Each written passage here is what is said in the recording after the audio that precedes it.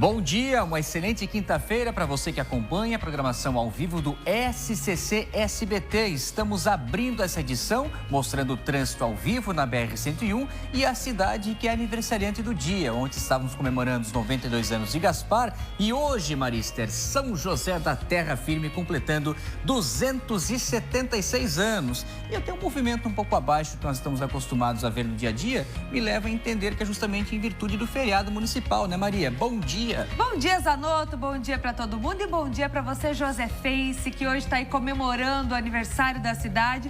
Eu acredito que sim, Zanotto, o pessoal está de folga, aproveitando esse dia bom, esse último dia de verão, hein? Dia de calor aqui no nosso estado, altas temperaturas, o tempo é bom agora também, já tivemos chuva mais cedo ali nas primeiras horas do dia, mas agora a gente deve ter esse tempo seco, pelo menos aí até o meio da tarde, viu? Parabéns, São José!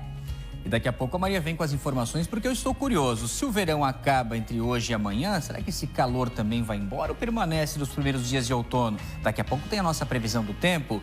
Da aniversariante do dia, vamos com a imagem ao vivo agora de Laguna, sul do estado de Santa Catarina. Muito obrigado pela sua companhia em toda a região sul, acompanhando as informações ao vivo do nosso estado. Governador Celso Ramos, temos imagens, região da Grande Florianópolis, agora 11 horas e 1 minuto, em torno de 26 graus aqui na região. Hoje, 19 de março de 2026, já todos os detalhes da previsão do tempo para vocês. Maria, a gente abre essa edição já destacando o que acontece aqui em Santa Catarina de ontem para hoje. Em praticamente todos os postos de combustíveis, motoristas em filas para garantir encher o tanque de combustível dos seus veículos. E essa alta procura, esse movimento gerando filas, e fica essa expectativa agora. Será que realmente vai faltar combustível? Daqui a pouco a gente traz essas informações. E tem mais, né, Zanotto? A gente vai falar também, Maria Esther, sobre o caso envolvendo 2 esquartejamentos aqui em Florianópolis, né? Da corretora de imóveis gaúcha, Luciane, e agora a descoberta da polícia de quem era a vítima do caso do corpo que foi encontrado esquartejado dentro de uma mala no dia 28 de dezembro do ano passado, no Costão do Santinho. E o que mais chama a atenção, a gente mostrava isso na reportagem de ontem, Maria Esther, que o local onde esse corpo foi encontrado fica a poucos metros da pousada onde a polícia confirmou que foi o local em que Luciane foi assassinada. E depois, essa outra informação, que o homem identificado também residiu nessa mesma pousada. Daqui a pouco a gente vai fazer uma entrevista ao vivo com o delegado Anselmo Cruz da DEIC para trazer mais detalhes de como está a investigação e a relação desses 2 casos. E tem mais um caso de feminicídio aqui em Santa Catarina, dessa vez em São Lourenço do Oeste. O suspeito do crime foi preso poucas horas depois de confessar o assassinato da própria companheira. Estamos no ar, fique com a gente.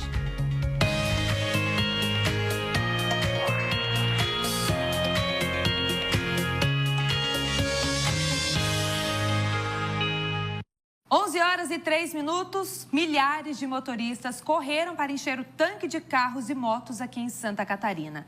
Com essa alta procura, o movimento gerou filas nos postos, mas existe motivo para essa correria, Zanotto? Vocês estão vendo que nós estamos com todos os nossos repórteres posicionados para trazer a informação ao vivo de cada região do estado, o que aconteceu ao longo dessa quarta-feira, nessa manhã de quinta e principalmente essa expectativa, né, Maria? Que é a informação que vem dos caminhoneiros, que justamente agora, daqui a pouco, por volta do meio-dia, deve começar essa paralisação nacional. E os reflexos aqui no estado nós já estamos percebendo, né? Exatamente. Vamos começar então a saber como é que está região por região. Começando pela Grande Florianópolis, aqui com a Graziane Bialy. Como é que está o movimento por aqui, principalmente na capital? Grazi, conta pra gente, bom dia pra você.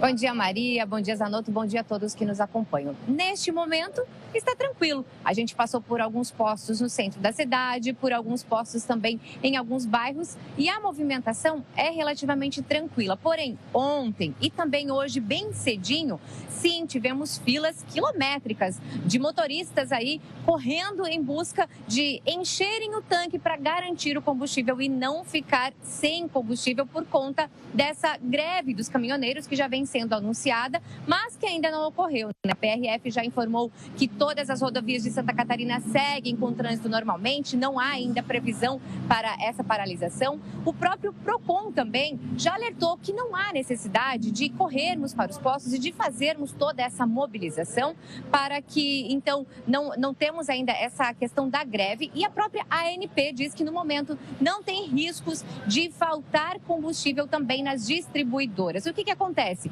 Se a gente for, sim, em grande volume para os postos de combustível, aí a gente pode causar um problema, né? Porque todo mundo enchendo o tanque, a gente pode desabastecer os postos de combustível e, neste caso, como a distribuição é programada, aí sim teremos um problema de alguns postos acabarem, inclusive, sem combustível aí para seguir durante a semana. Mas a informação que a gente tem até o momento do próprio PROCON e também da ANP é de que não temos risco de falta de combustível, pelo menos em Santa Catarina.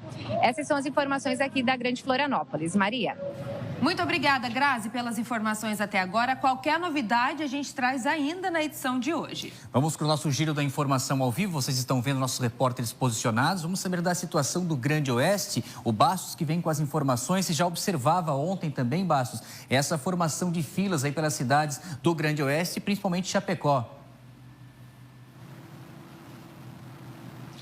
Exatamente, Zanotto. Bom dia para você, bom dia para todo mundo que está acompanhando o SC Meio Dia. Um verdadeiro caos, viu, Zanotto, entre o fim da tarde e o começo da noite desta quarta-feira. Todo mundo querendo, é claro, abastecer os seus veículos com medo de ficar sem combustível. A gente tem imagens dessas filas quilométricas em diversos postos de combustíveis aqui de Chapecó. Teve posto de combustível, inclusive, que registrou a falta de gasolina e a falta de diesel por volta das 9 horas da noite de ontem também. Mas o que tem chamado a atenção aqui na região oeste do estado é de que pelo menos 3 municípios já haviam se antecipado e já registraram a falta de combustível nas cidades. São eles: Nova Erechim, também o município de Pinhalzinho e também o município de Saudades. Os 3 aqui da região oeste do estado já haviam, inclusive, informado, divulgado para a imprensa todo esse desabastecimento de combustível. E quem mandou um vídeo para a gente falando mais detalhes sobre a falta de combustível foi o prefeito do município de Pinhalzinho. Vamos acompanhar. Para falar do decreto de emergência que assinamos hoje pela manhã, onde, junto aos fornecedores que fornecem diesel e gasolina para o município, pedimos uma reserva técnica para que mantenhamos, assim, os serviços essenciais. Se for necessário, pararemos os serviços como urbano e rural, que usam bastante combustível, e manteremos, sim, com certeza, com essa reserva técnica, os serviços essenciais que são saúde e educação e também polícia e bombeiros. E até para a gente fazer um ambiental, né, Zanotto, rapidamente, Andrés, mostra para a gente a situação nesse momento, nesse posto de combustível, bem no centro de Chapecó. A situação, ela é muito tranquila, ela é muito calma. Mas poucos minutos antes da gente fazer a nossa participação aqui, uma fila pequena se formou por aqui. Está todo mundo ainda querendo garantir o combustível para não ficar, na verdade, sem o diesel, também sem a gasolina. Nesse posto aqui no centro, viu, Zanotto, a gasolina está sendo vendida no valor de R$ 6,59. Daqui a pouco a gente volta com mais informações aqui da região oeste do estado. Obrigado, Bastos, pelas suas informações. Então, atualizando para a gente a situação do Grande Oeste, Maria. Agora a gente vai para o norte catarinense. Como é que está a situação em Joinville, ali nos postos de combustíveis? Piraberaba também, a gente sabe que foi o primeiro posto a ficar sem combustíveis por aí, aqui na região. Conta para a gente, Luiz. Bom dia para você. Bom dia, Maria. Bom dia, Henrique. 11 horas e 9 minutos no SCC Meio Dia. Pois é, a situação de momento aqui em Joinville é de muita calmaria. Eu até pedi para o Diogo Kleiman mostrar para a gente a situação deste posto de combustíveis aqui no bairro Atiradores. É um posto de bastante movimentação, porque ele dá numa veia aqui que dá acesso à BR-101. Então, geralmente, as pessoas, antes de pegar a BR, acabam passando aqui para abastecer. E o que a gente pode notar é um movimento comum. A gente estava conversando, inclusive, com umas pessoas aqui do posto e falaram que esse movimento é um movimento comum desse horário aqui nesse posto. Hoje pela manhã também fizemos uma varredura por alguns postos da zona sul da cidade de Joinville. Também um movimento bastante tranquilo. Notou-se ontem um movimento maior, né, nos postos das pessoas, talvez já se preparando, né, para essa possível greve dos caminhoneiros. E, então ontem houve registro de filas em alguns postos aqui da cidade de Joinville, mas hoje pela manhã o que se nota é um movimento bastante tranquilo aqui na cidade. Nós conversamos agora há pouco com o sindicato dos postos aqui de combustíveis, pedindo as informações da quantidade de postos e que se houve realmente a falta de combustível em alguns postos, e eles não tinham esses dados para nos oferecer. O que a gente sabe é que tem cerca de 100 postos aqui na cidade de Joinville, mas a gente pode perceber que nesse momento, 11 horas e 11 minutos aqui na nossa cidade, o movimento é bastante tranquilo. Maria. Tudo tranquilo em Joinville. Luiz, obrigada pelas informações. A gente vai então do norte ao sul do estado com a participação ao vivo da Manuela Justino, porque também tem isso, né, Manu? A questão que tantas pessoas procurando ao mesmo tempo abastecimento, acaba sendo normal que algum posto ou outro tenha os seus estoques baixos nessa situação agora. Agora, a dúvida que fica depois, né? Se esse material vai ser reposto com a chegada de novos caminhões. O que nós temos de informações da região sul, Manuela Justino? Muito bom dia. A informação ao vivo é contigo. Oi, Zanotto. Oi, Maria. Bom dia para vocês e para quem nos assiste. Olha, a situação aqui em Criciúma, de maneira geral, ainda é tranquila, viu? Mas as filas foram registradas a maior parte ontem, final do dia, final da tarde, início da noite, que o pessoal começou a procurar mais de maneira geral. Até a gente tem essas imagens, né, das filas em alguns postos aqui em Criciúma. Não tem nenhum posto que tem falta de combustível ainda, tá? Hoje de manhã eu conversei com o proprietário de 2 postos aqui em Criciúma. Ele informou assim que a movimentação nos últimos dias aumentou um pouco, não a ponto de fazer aquelas filas enormes, mas sempre tem alguém na pista, tá? Foi o que ele falou, sempre tem carro na pista, então o atendimento ficou com um fluxo um pouco maior. Eu tô aqui em frente a um posto de gasolina aqui no bairro São Luís, em Criciúma, tá bem tranquilo por aqui. Em relação ao combustível ainda tem, o que foi percebido aí pelos consumidores, pelo menos da última semana para cá? O valor variou bastante, tá? E nos últimos dias, últimas 2 semanas, melhor dizendo. Antes estava R$ 6,42 e agora está R$ 6,77. Então, teve essa variação aí no valor do preço da gasolina comum. E aí, ontem foi o dia que mais foi registrado, assim, essas filas, né? Essas filas maiores, principalmente nos postos da região central. Mas, inclusive, a hora que eu estava indo para a TV, né? A gente sempre observa. E aqui também, nesse momento, a situação está tranquila. Segundo o proprietário que eu conversei, né, de 2 postos de gasolina aqui em Criciúma, ele informou que o estoque não está tão abastecido como normalmente, né, e eles vão seguir monitorando, porque sim, tem essa desconfiança do desabastecimento, mas a princípio a situação segue tranquila por aqui. Volto com vocês aí no estúdio.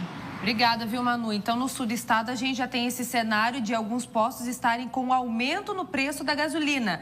E a gente já trouxe informação com a Grazi que o Procon está de olho também nesses casos e fiscalizando esses postos aqui no nosso estado. Agora, qual é a situação na região do Vale do Itajaí? Blumenau, o PC está chegando por aqui e vai falar se esse cenário também se repete por aí, de mais tranquilidade por hora. Já teve fila registrada também por aí? Conta pra gente, PC. Bom dia. Bom dia, Marister. Bom dia, Henrique Zanotto. Ontem foi uma loucura, uma corrida intensa. Motoristas fizeram uma corrida intensa aos postos de gasolina. A ida desenfreada por gasolina, atrás de gasolina, foi movida pela preocupação do risco de desabastecimento diante de uma possível greve dos caminhoneiros anunciada principalmente pela internet. Qual é a situação? Depois do movimento intenso de ontem, ainda há gasolina em postos de combustíveis em Blumenau, mas em alguns estabelecimentos já há falta do produto. O sindicato dos postos de combustíveis de Blumenau e região não tem um relatório completo. Diz que a maioria dos postos ainda tem combustíveis, em alguns deles já há o desabastecimento. Nós estamos aqui em um desses postos da região, são 295 postos em toda a região do Médio e do Alto Vale do Itajaí. Nesse momento, 3 das 4 bombas estão sem gasolina. Já há falta de gasolina, alguns cones aqui sinalizam isso. Os frentistas estão parados, o movimento aqui nesta manhã é tranquilo. Ontem, o movimento foi intenso por aqui. Por que está faltando gasolina em alguns postos nesta manhã? Por conta desse movimento intenso registrado no dia de ontem, né? A saída desenfreada aos postos de combustíveis gera desabastecimento em parte dos postos de combustíveis de Blumenau e região. Ainda há gasolina por aqui? Sim. E o motivo é de preocupação, o cenário é preocupante. Segundo o Sindicato dos Postos de Combustíveis, não há motivo para preocupação. Conversei nesta manhã com Julinho Zimmermann, ele é o presidente do sindicato, e nos disse que os caminhões para reabastecer os postos de combustíveis saem agora à tarde de Itajaí, da distribuidora, e vão voltar a reabastecer os postos aqui da região. Então, há essa expectativa de reabastecimento dos postos de combustíveis na tarde desta quinta-feira. O presidente Julinho Zimmermann também concedeu entrevista ao SCC Meio-Dia e disse o seguinte, que não há motivo para preocupações. Ele vai além. Diz que não vai faltar gasolina e pede tranquilidade à população. Eu, como presidente do sindicato, estou pedindo à população para que mantenha calma, tranquilidade, que não vai faltar combustível na nossa região. O grande problema foi a corrida que teve nos postos ontem e hoje de manhã ainda. É em virtude de uma notícia que haveria uma greve de caminhoneiros que será iniciada à tarde agora. Eu já recebi notícia que o Ministério da Justiça já pôs um decreto para que essa greve não aconteça. Então, pode ficar tranquila a população aqui de Blumenau, da região, que não irá faltar combustível. Porque a distribuidora estão entregando, você pede 20, elas entregam 10. Então, se acabou num posto de manhã, à tarde ela já vai receber. Então, mantenha a calma e a tranquilidade, porque o nosso setor está sendo muito prejudicado, a gente está vendo o que fazer para o melhor para a nossa população.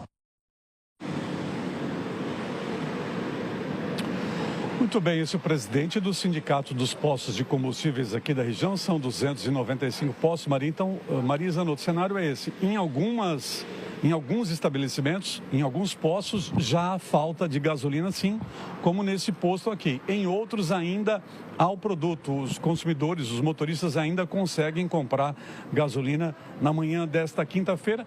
E a informação, como destacou o presidente do sindicato, é que os caminhões saindo de Itajaí com mais combustíveis devem fazer o reabastecimento dos postos a partir da tarde de hoje. O presidente está afirmando que não vai faltar gasolina em Blumenau e região. Nós vamos seguir acompanhando, a conferir. Maria Esther Zanotto.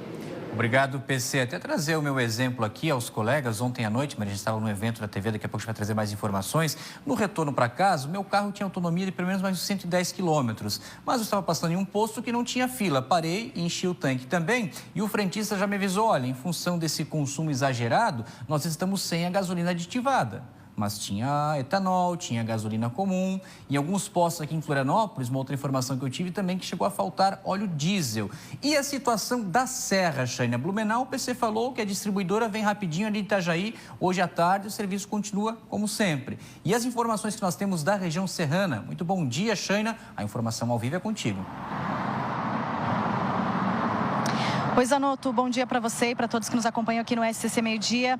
Aqui em Lages, nesse momento, alguns postos estão com falta de combustível. Nesse posto que eu estou aqui, por exemplo, aqui que fica na Avenida Duque de Caxias, aqui em Lages, nesse momento está chegando um caminhão para reabastecer, então, o posto aqui, porque nesse momento não tem nem gasolina e nem álcool, somente diesel o posto aqui tem nesse momento. Ontem à noite, inclusive, a gente teve registro também de falta de combustível em alguns outros postos aqui da cidade, mas os caminhões reabasteceram e hoje de manhã os postos que estavam faltando combustível ontem já estão abastecendo normalmente. Então, nesse que a gente está faltando nesse momento, mas o caminhão da distribuidora aqui acabou de chegar para reabastecer, mas segundo informações do proprietário, apenas gasolina aditivada que vai ser reabastecida aqui nesse posto. E o preço, por conta aí dessa variação, né, dessa instabilidade dos combustíveis aqui na cidade de Lages, está variando bastante. Nos postos que a gente percorreu aqui hoje de manhã, a gasolina comum está variando entre R$ 6,68 e R$ 6,99.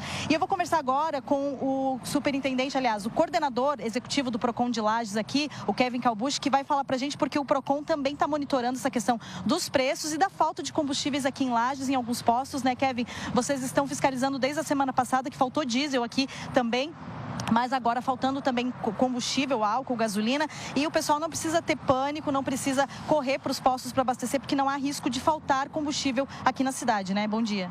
Bom dia, Sheila. Exatamente. Essa informação que a gente recebeu do PROCON do Estado, do Governo do Estado de Santa Catarina, não temos um risco de uma escassez, de um desabastecimento. O que ocorre realmente é que, como as pessoas estão muito nervosas com essa situação, com guerra e essa oscilação de preços, tem mais gente consumindo, mais gente enchendo o tanque, então acaba antes do que a expectativa que o empresário tinha o seu estoque.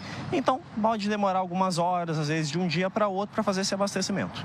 E aí, com relação aos preços, o PROCON também está fiscalizando, porque como está essa oscilação de chega um pouco de combustível, falta um pouco de combustível, pode oscilar bastante o preço também, né? Sim, tem essa variação, e Shane, desde a última quinta-feira, alinhado com a nossa prefeita Carmen Zanotto, nós já soltamos uma operação aqui na cidade para fazer fiscalização. Todos os postos de combustíveis de Lages foram notificados para prestarem esclarecimentos para a gente poder trazer essa informação para a população. Como Lages já se antecipou, nós fomos integrados a uma operação do PROCON do Estado para estar junto também repassando essa informação, garantindo uma segurança maior para o lagiano, para a nossa população. Kevin, obrigada pelas informações. Então, a gente está mostrando aí nas imagens do Márcio Ramos aí, ó, que o caminhão está abastecendo agora, nesse momento, esse posto aqui na Avenida Duque de Caxias, com gasolina aditivada. E aí, por conta disso, porque não tinha, né, combustível aqui no posto, não tinha nenhuma movimentação de pessoas aqui, do pessoal abastecendo. A gente, quando chegou mais cedo aqui, somente o pessoal abastecendo diesel, porque somente diesel que tem nesse momento, e agora eles estão reabastecendo. No posto que fica aqui na frente desse outro, tem um posto na frente do outro aqui, de duas bandeiras diferentes, também não tem combustível nesse momento. E aí a gente, né, o pessoal pede, os proprietários, que o pessoal tenha calma, tranquilidade, que não há risco de falta de combustível. Fica sem combustível por um momento, né, por algumas horas em alguns postos, mas logo em seguida as distribuidoras vêm reabastecer. Segundo informações do proprietário desse posto aqui, as próprias distribuidoras que estão racionando os combustíveis para distribuir para os postos aí por conta desse risco, né, de uma paralisação dos caminhoneiros e também da questão aí da guerra lá no Oriente Médio. Então a gente continua acompanhando e trazendo as informações para vocês. E aqui em Lages, então, em alguns postos está faltando, mas em seguida, algumas horas, os postos já estão sendo reabastecidos pelas distribuidoras. Eu volto com vocês aí no estúdio. Ô, Shaina, rapidinho, antes da gente finalizar com você, dá para mostrar mais uma vez essa imagem do caminhão reabastecendo o posto de gasolina, reabastecendo com combustível, que isso traz uma paz para o nosso coração nesse momento de caos, que a gente sabe que está todo mundo preocupado, e a gente mostra que está tudo normal, está tudo sendo reabastecido, como acontece todos os dias, toda semana, nos postos. É claro que, como eu trouxe até o nosso entrevistado do PROCON de Lages, isso está acontecendo porque o estoque baixou muito rápido, além do que eles estavam esperando, né? Além do que eles já têm previsto, programado. Então, é normal que aconteça a falta desse combustível em alguns postos. Mas, como a gente está vendo agora, direto de Lages, ao vivo, agora 11 horas e 23 minutos, está tudo normal na região serrana. Os postos estão chegando com combustível para reabastecer os postos. Agora, Zanotto, de Lages, a gente vai para a região do Litoral Norte conversar com a Cris, porque lá é uma região que precisa de atenção, né? Com certeza, né, Cris? Porque nós temos a região portuária, né, de Itajaí, de Navegantes, e tanto que nessa semana, quando a gente vinha com as primeiras informações sobre essa possibilidade de paralisação para agora o meio-dia, foi justamente de uma reunião que aconteceu com os trabalhadores, os caminhoneiros, cerca de 200 profissionais, na região do Litoral Norte, né, Cris? Muito bom dia. E aí você pode trazer para a gente um panorama da situação de momento. Bom dia, Zanotto, Maria, todos que nos acompanham. Isso, como em todas as regiões de Santa Catarina, ontem à tarde, aqui na nossa região, Balneário, Itajaí, Camboriú, Navegantes, também houve aquela corrida desenfreada até os postos de combustíveis para abastecer principalmente a gasolina. E o que aconteceu, Zanotto, Maria? Claro, muitos postos acabou em menos de 2, 3 horas, acabou o combustível, principalmente a gasolina. Nesse que eu estou, no bairro Fazenda, acabou ontem à noite às 10 horas. Hoje de manhã, quando eu passei, por volta das 7h20, 7h25, estive aqui perguntando, só havia etanol, mas no meio da manhã já veio um caminhão da distribuidora, já abasteceu, ó, e como vocês estão vendo, ó, o abastecimento está sendo normal aqui nesse posto. Além dessa franquia aqui, tem mais 2 aqui em Itajaí. Eles me o gerente me informou que todos estão abastecidos com todos os combustíveis. Agora, o presidente do sindicato nos informou que, claro, esta falta do combustível não tem nada a ver com falta na distribuidora, tem a ver mesmo com o medo dos motoristas, dessa paralisação dos caminhoneiros, dessa busca por combustível aqui na cidade. Todos os postos, mais de 46 postos, estão sendo reabastecidos normalmente ao longo do dia. Mas, Anoto, Maria, o que a gente percebeu aqui e também em Camboriú, que ontem à tarde, durante esta busca por combustível, houve sim alguns postos que aumentaram bem na hora o valor do posto da gasolina, por exemplo. Aqui onde eu estou está R$ 6,57, mas teve posto em Camboriú que passou dos R$ 7,00. O que aconteceu? O PROCON foi acionado, está tomando as devidas providências, aqui estão sendo notificados e o nosso coordenador do PROCON em Camboriú enviou um vídeo para a gente informando como é que está agindo ali em Camboriú. Vamos acompanhar. Entramos em contato com os postos que nos foi informado que não está faltando combustível, ou seja, os combustíveis estão saindo das distribuidoras e estão chegando nos postos sim. Alguns postos faltaram, por quê? O que o posto vendia em 3, 4, 5 dias, ele vendeu em 5, 6 horas por causa da alta demanda. Agora pela manhã, passei em alguns outros postos, abastecimento ok, os postos estão com estoque, então nós já informamos a população para não ter pânico. Por enquanto, até o momento, o combustível está chegando. Foi marcado em muitos vídeos aí sobre os postos mudando, aumentando aí o preço da gasolina, enfim, de forma injustificada. O que nós, como PROCON, fizemos? Fizemos um levantamento ontem de quais são esses postos e hoje nós estaremos notificando esses postos que aumentaram de forma injustificada. Nós notificamos eles, vamos notificar eles, cobrando explicações e uma justificativa, o porquê do aumento, certo? Reforçando, Zanotto, Maria, tudo isso está acontecendo devido ao anúncio aí dessa possível paralisação dos caminhoneiros. Eu conversei agora pela manhã com o presidente da Associação Nacional dos Caminhoneiros, sede aqui de Itajaí, o senhor Joel, e ele me informou que a paralisação está confirmada a partir do meio-dia. Eles vão parar ali na sede da associação, que fica em um poço de combustível às margens da BR-101, ali no bairro Cordeiros. Hoje de manhã eles já estiveram paralisados em frente ao porto e a partir do meio-dia, cerca de 200 ou mais caminhoneiros vão estar ali. Importante ressaltar, gente, eles descartaram a possibilidade de bloqueio nas rodovias. A Polícia Rodoviária Federal também nos informou que não recebeu nenhuma notificação oficial sobre paralisação, mas que está monitorando e se algo acontecer, claro, vai divulgar nos canais oficiais da Polícia Rodoviária Federal, mas a gente lembra, a gente continua aqui, a gente pode atualizar essas informações em nossos telejornais ou também no portal SCC10. Volto com vocês. Muito obrigada pelas informações, Cris. Obrigada a todos os nossos repórteres. É claro, a gente vai seguir aí nas próximas horas também de olho em toda essa situação e qualquer novidade ainda ao longo do SCC Meio-Dia de hoje, a gente vai trazendo essas informações para vocês. Inclusive, a gente já tem a nota do Sindicato dos Postos aqui de Florianópolis, o Sindópolis, informou que não há indícios de falta de combustíveis aqui na região da Grande Florianópolis, nem confirmação de paralisação de caminhoneiros com impacto aqui na nossa região. Segundo o sindicato, o abastecimento segue normal, com operações logísticas mantidas e fornecimento contínuos aos postos.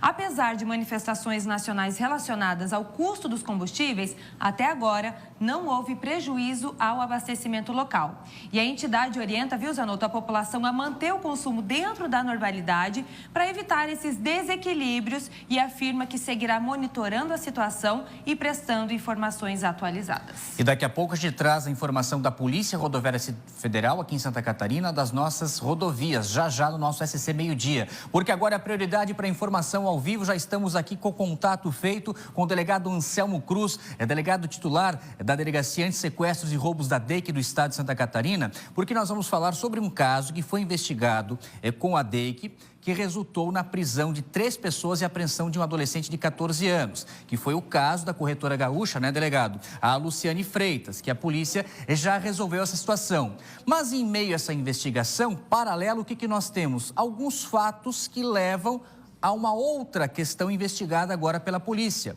No dia 28 de dezembro do ano passado, um corpo, se tiver as imagens que o delegado já vai trazer na sequência mais informações, mas assim a gente ilustra para que a nossa audiência possa entender. Foi encontrado um corpo também esquartejado dentro de uma mala, preso às pedras, lá do Costão do Santinho. E a pousada, né, delegado, onde tudo indica que aconteceu o crime, a morte da corretora Luciane, é essa que nós estamos mostrando na imagem. Agora observe o seguinte, essa pousada, gente, fica a poucos metros do local onde a mala tinha sido encontrada no dia 28. E desde lá, a delegacia especializada, a DH de homicídios da capital, que investiga esse caso, estava trabalhando para a primeira resposta em qualquer investigação de morte. Quem é a vítima? E nós não tínhamos essa informação até a tarde de ontem. Com a troca de informações da DEIC com a DH, o delegado Anselmo agora traz para a gente esse detalhe, foi possível chegar, né, doutor, a o conhecimento de quem é a vítima. Delegado, e como que vocês conseguiram? O que a gente pode passar de informações nesse momento? Porque são investigações paralelas, então, que a DRAS investiga junto com a DH, não é isso? Muito bom dia e obrigado por atender nosso jornalismo. Bom dia, Zanotto. Bom dia a todos. Exatamente. A situação da vítima Luciane foi atendida pela Delegacia de Roubos e Antissequestro da DEIC, num trabalho de algumas horas já que conseguiu esclarecer a dinâmica e também localizar partes do corpo dela. E com isso nós avançamos, né, na identificação, inclusive, da autoria, onde especificamente um dos autores, tem um perfil com fortes traços de psicopatia, inclusive. Com essa situação do esclarecimento do caso, né, em cerca de 36 horas do crime em que a Luciane foi vítima, demonstrando ser um latrocínio, veio à tona, né, o caso de dezembro ainda, sendo investigado pela Delegacia de Homicídios da capital sobre o corpo que estava lá, ainda aguardando identificação, inclusive. E com isso, então, na nossa investigação, nós já conseguimos levantar informações e identificar uma possível vítima. Um rapaz de 19 anos, que não só foi localizado o seu corpo, né, e precisou ser feito, inclusive, trabalho de identificação através de arcada dentária dele, mas não só foi localizado o seu corpo praticamente em linha reta em direção à praia, né, junto ao costão ali na Praia do Santinho, como também outros indícios, né, vinculando ao possível mesmo autor. Então, esse é um trabalho que agora está sendo feito em conjunto com a Delegacia de Homicídios da capital, junto com a nossa DEIC, para somar, né, evidências, indícios para poder comprovar efetivamente a responsabilidade. Trabalho que ainda vai demandar uma série de detalhes com outras perícias, com oitiva de pessoas, com várias diligências sendo feitas ainda. Importante nesse momento a gente levar essa informação para a sociedade catarinense e entender como é que funciona a investigação, o trabalho policial. Primeiro, destacar também da Polícia Científica, né, que conseguiu, com todos os seus recursos, chegar a essa confirmação que a Polícia Civil precisava. Realmente, a vítima é esse sujeito que o senhor mencionou agora. O que nós temos nesse momento, as linhas paralelas dessas investigações. Porque esse caso da mala, delegado, a vítima, até onde nos chega a informação e o senhor pode confirmar para a gente, ela é natural da cidade de Laranjal Paulista, interior do município de São Paulo. E em 2022, no mês de março, até por coincidência, aconteceu nessa cidade um homicídio de um comerciante, proprietário de uma padaria de 65 anos, que foi assassinado com disparo de arma de fogo. E quem era o autor desse homicídio? O mesmo sujeito que foi preso pela equipe do delegado Anselmo, já lá no estado do Rio Grande do Sul, e responde pela morte da Luciane. Ou seja, delegado, tudo leva a crer que ele está relacionado diretamente com esses dois crimes. Agora, tudo leva a crer, o que eu penso, o que o senhor pensa, pouco interessa se não há prova, né, delegado? Se não há a materialidade desse crime, não é isso? Exato, Zanotto, né? Não basta acharmos que, né, ou acreditarmos que a pessoa é responsável por uma prática de um crime extremamente grave. Então, isso demanda, né, um esforço técnico, jurídico, para que se demonstre isso. São algumas evidências diferentes, aliás, alguns indícios diferentes, né, que apontam nesse sentido da mesma autoria. Você mencionou agora, né, que tanto o autor já havia passado por a cidade de Laranjal Paulista no ano de 2022, ele morava lá, inclusive, e num estabelecimento, uma padaria, um estabelecimento comercial que ele havia trabalhado anteriormente, ele cometeu o assalto e acabou matando o proprietário dessa padaria com um tiro na cabeça. Não é apenas essa coincidência. A vítima, o rapaz, né, de 19 anos, cujo corpo foi encontrado no Costão, também morava na pousada onde aconteceu o crime da Luciane. Então, isso aponta diretamente para esse suspeito, mas, né, como dissemos, então, precisa ainda, né, se provar melhor isso, se trazer mais elementos técnicos, inclusive, para comprovar essa situação. É porque nós temos, então, esse sujeito já confirmado a autoria do crime, que ele era foragido lá em 2022 do comerciante. Agora, a sua investigação aponta também a autoria do crime da Luciane. E falta esse terceiro caso de crime contra a vida, também esse homicídio. Agora, por exemplo, delegado, dificilmente nós teremos a arma do crime, né? O que foi utilizado para cometer esse esquartejamento, tanto da Luciane como do homem que foi encontrado na mala? Porque no caso da Luciane, até onde eu sei as informações que vocês nos passaram, o crime teria acontecido exatamente nessa pousada, que é o centro das investigações agora, delegado. Isso, exato. São detalhes exatamente que envolvem, inclusive, o trabalho pericial da Polícia Científica, né, para se demonstrar e esclarecer o máximo possível essa situação. Nós temos conhecimento que o autor teria feito cursos, teria capacitado na área da saúde, que teria conhecimentos de anatomia, inclusive, e aí já temos características, inclusive, semelhantes, né, com essa atrocidade que foi cometida, que foi o desmembramento desses dois corpos, né, o esquartejamento deles. Então, são vários elementos aí que estão sendo reunidos, somados, para que esse indivíduo seja efetivamente responsabilizado por tudo o que aconteceu. Eu vou pedir para a nossa equipe aqui a gentileza para trazer mais uma vez a foto, porque agora com a confirmação da vítima, até contar com a colaboração da população, principalmente quem reside, mora ali no Santinho, no norte da ilha. Se você conheceu esse sujeito, se você viu ele, claro, no ano passado, obviamente, né? Porque ele foi encontrado morto no dia 28, não sabemos exatamente o dia que aconteceu o crime. Qualquer informação que você tenha da rotina, o nome dele, delegado, deixa eu ver aqui só para confirmar, acho que é Alberto, né? Deixa eu pegar aqui o nome do menino. Alberto Pereira de Araújo, né, delegado? Exato. E pode auxiliar, doutor, qualquer informação que venha de alguém que conheceu, se soube que ele estava realmente residindo na pousada, se tinha informações da rotina dele, porque essas informações podem auxiliar, acredito, na investigação nesse momento, né, delegado? Precisa muito, né? A gente precisa sempre da colaboração da comunidade com informações. Nós temos o Disque Denúncia, inclusive, o número 181 da Polícia Civil, em que a pessoa pode trazer as informações de maneira anônima, se não quiser se envolver, se comprometer de alguma maneira, mas todo o dado é relevante. Nós temos preocupação e estamos trabalhando também no sentido de identificar eventuais outras pessoas que tenham desaparecido também nesse período, né, na mesma região. Porque a situação da Luciane, conseguimos localizar o corpo, do Alberto também, né? Num primeiro momento, inclusive, foi localizado o corpo, mas temos que trabalhar com a hipótese de existir alguma outra vítima que não tenha sido localizada. Então, o trabalho agora está sendo extremamente meticuloso, extremamente cuidadoso em buscar um melhor esclarecimento possível, não só desses crimes já identificados, como de toda, né, a linha do tempo ali enquanto ele esteve na região.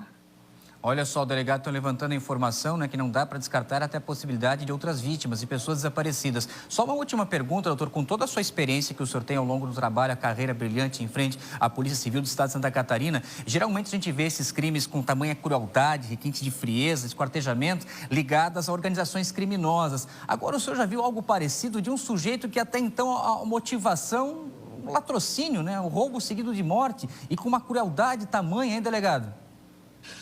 Na realidade, Zanotto, eu já tenho mais de 30 anos na área criminal e esse, sem dúvida alguma, é um dos casos, talvez o mais macabro, sinistro que eu já lidei ao longo desse tempo todo. É uma situação que envolve alguém que comete mortes, né, em série, de alguma maneira, e isso faz com que levante uma preocupação e uma complexidade, né? A gente está falando de uma pessoa articulada, uma pessoa inteligente, alguém que tem, né, uma conduta que desafia, né, o trabalho policial. Obrigado, Anselmo Cruz. Mais uma vez, muito obrigado pela sua atenção com a equipe de jornalismo do nosso SCC, sempre um espaço aberto para a divulgação do trabalho da Polícia Civil em Santa Catarina, e aguardamos, então, que essas informações possam chegar às provas periciais para que esse caso possa ser concluído também com sucesso, que é isso que todos esperam. Obrigado, delegado. Obrigado, Zanotto. Até mais. Vocês viram, gente? Mais de 30 anos de trabalho, de experiência, é o delegado titular da Antissequestros e Roubos da DEIC e nunca vi um caso como esse. Macabro. Essa foi a palavra utilizada pelo delegado Anselmo nessa entrevista ao vivo dessas duas mortes, onde tudo indica que a autoria é a mesma. Agora é preciso comprovar, é por isso que existe o trabalho da Polícia Judiciária e da Polícia Civil. E daqui a pouco tem o nosso SCC Esporte, tudo sobre a definição das quartas de final da Liga dos Campeões. E ainda na quarta-feira que Rafinha, cria da base do Avaí, brilhou e marcou 2 gols na goleada do Barcelona. E tem também a eliminação do Figueirense da Copa do Brasil, a preparação da Chapecoense, que hoje recebe o Corinthians, lá no estádio da Arena Condá, em Chapecó. E tem também o Barra na Copa do Brasil, é um outro representante do nosso estado. Barra e Chape, agora com o Figueirense eliminado, foram os 2 que sobraram. Em intervalo comercial, voltamos na sequência com SC Esportes e com muitas informações. E vocês estão vendo, o trânsito é tranquilo e com o caminhão rodando, hein? Caminhão rodando na BR-101, estamos vendo ao vivo o movimento em Itapema. Intervalo já, voltamos na sequência.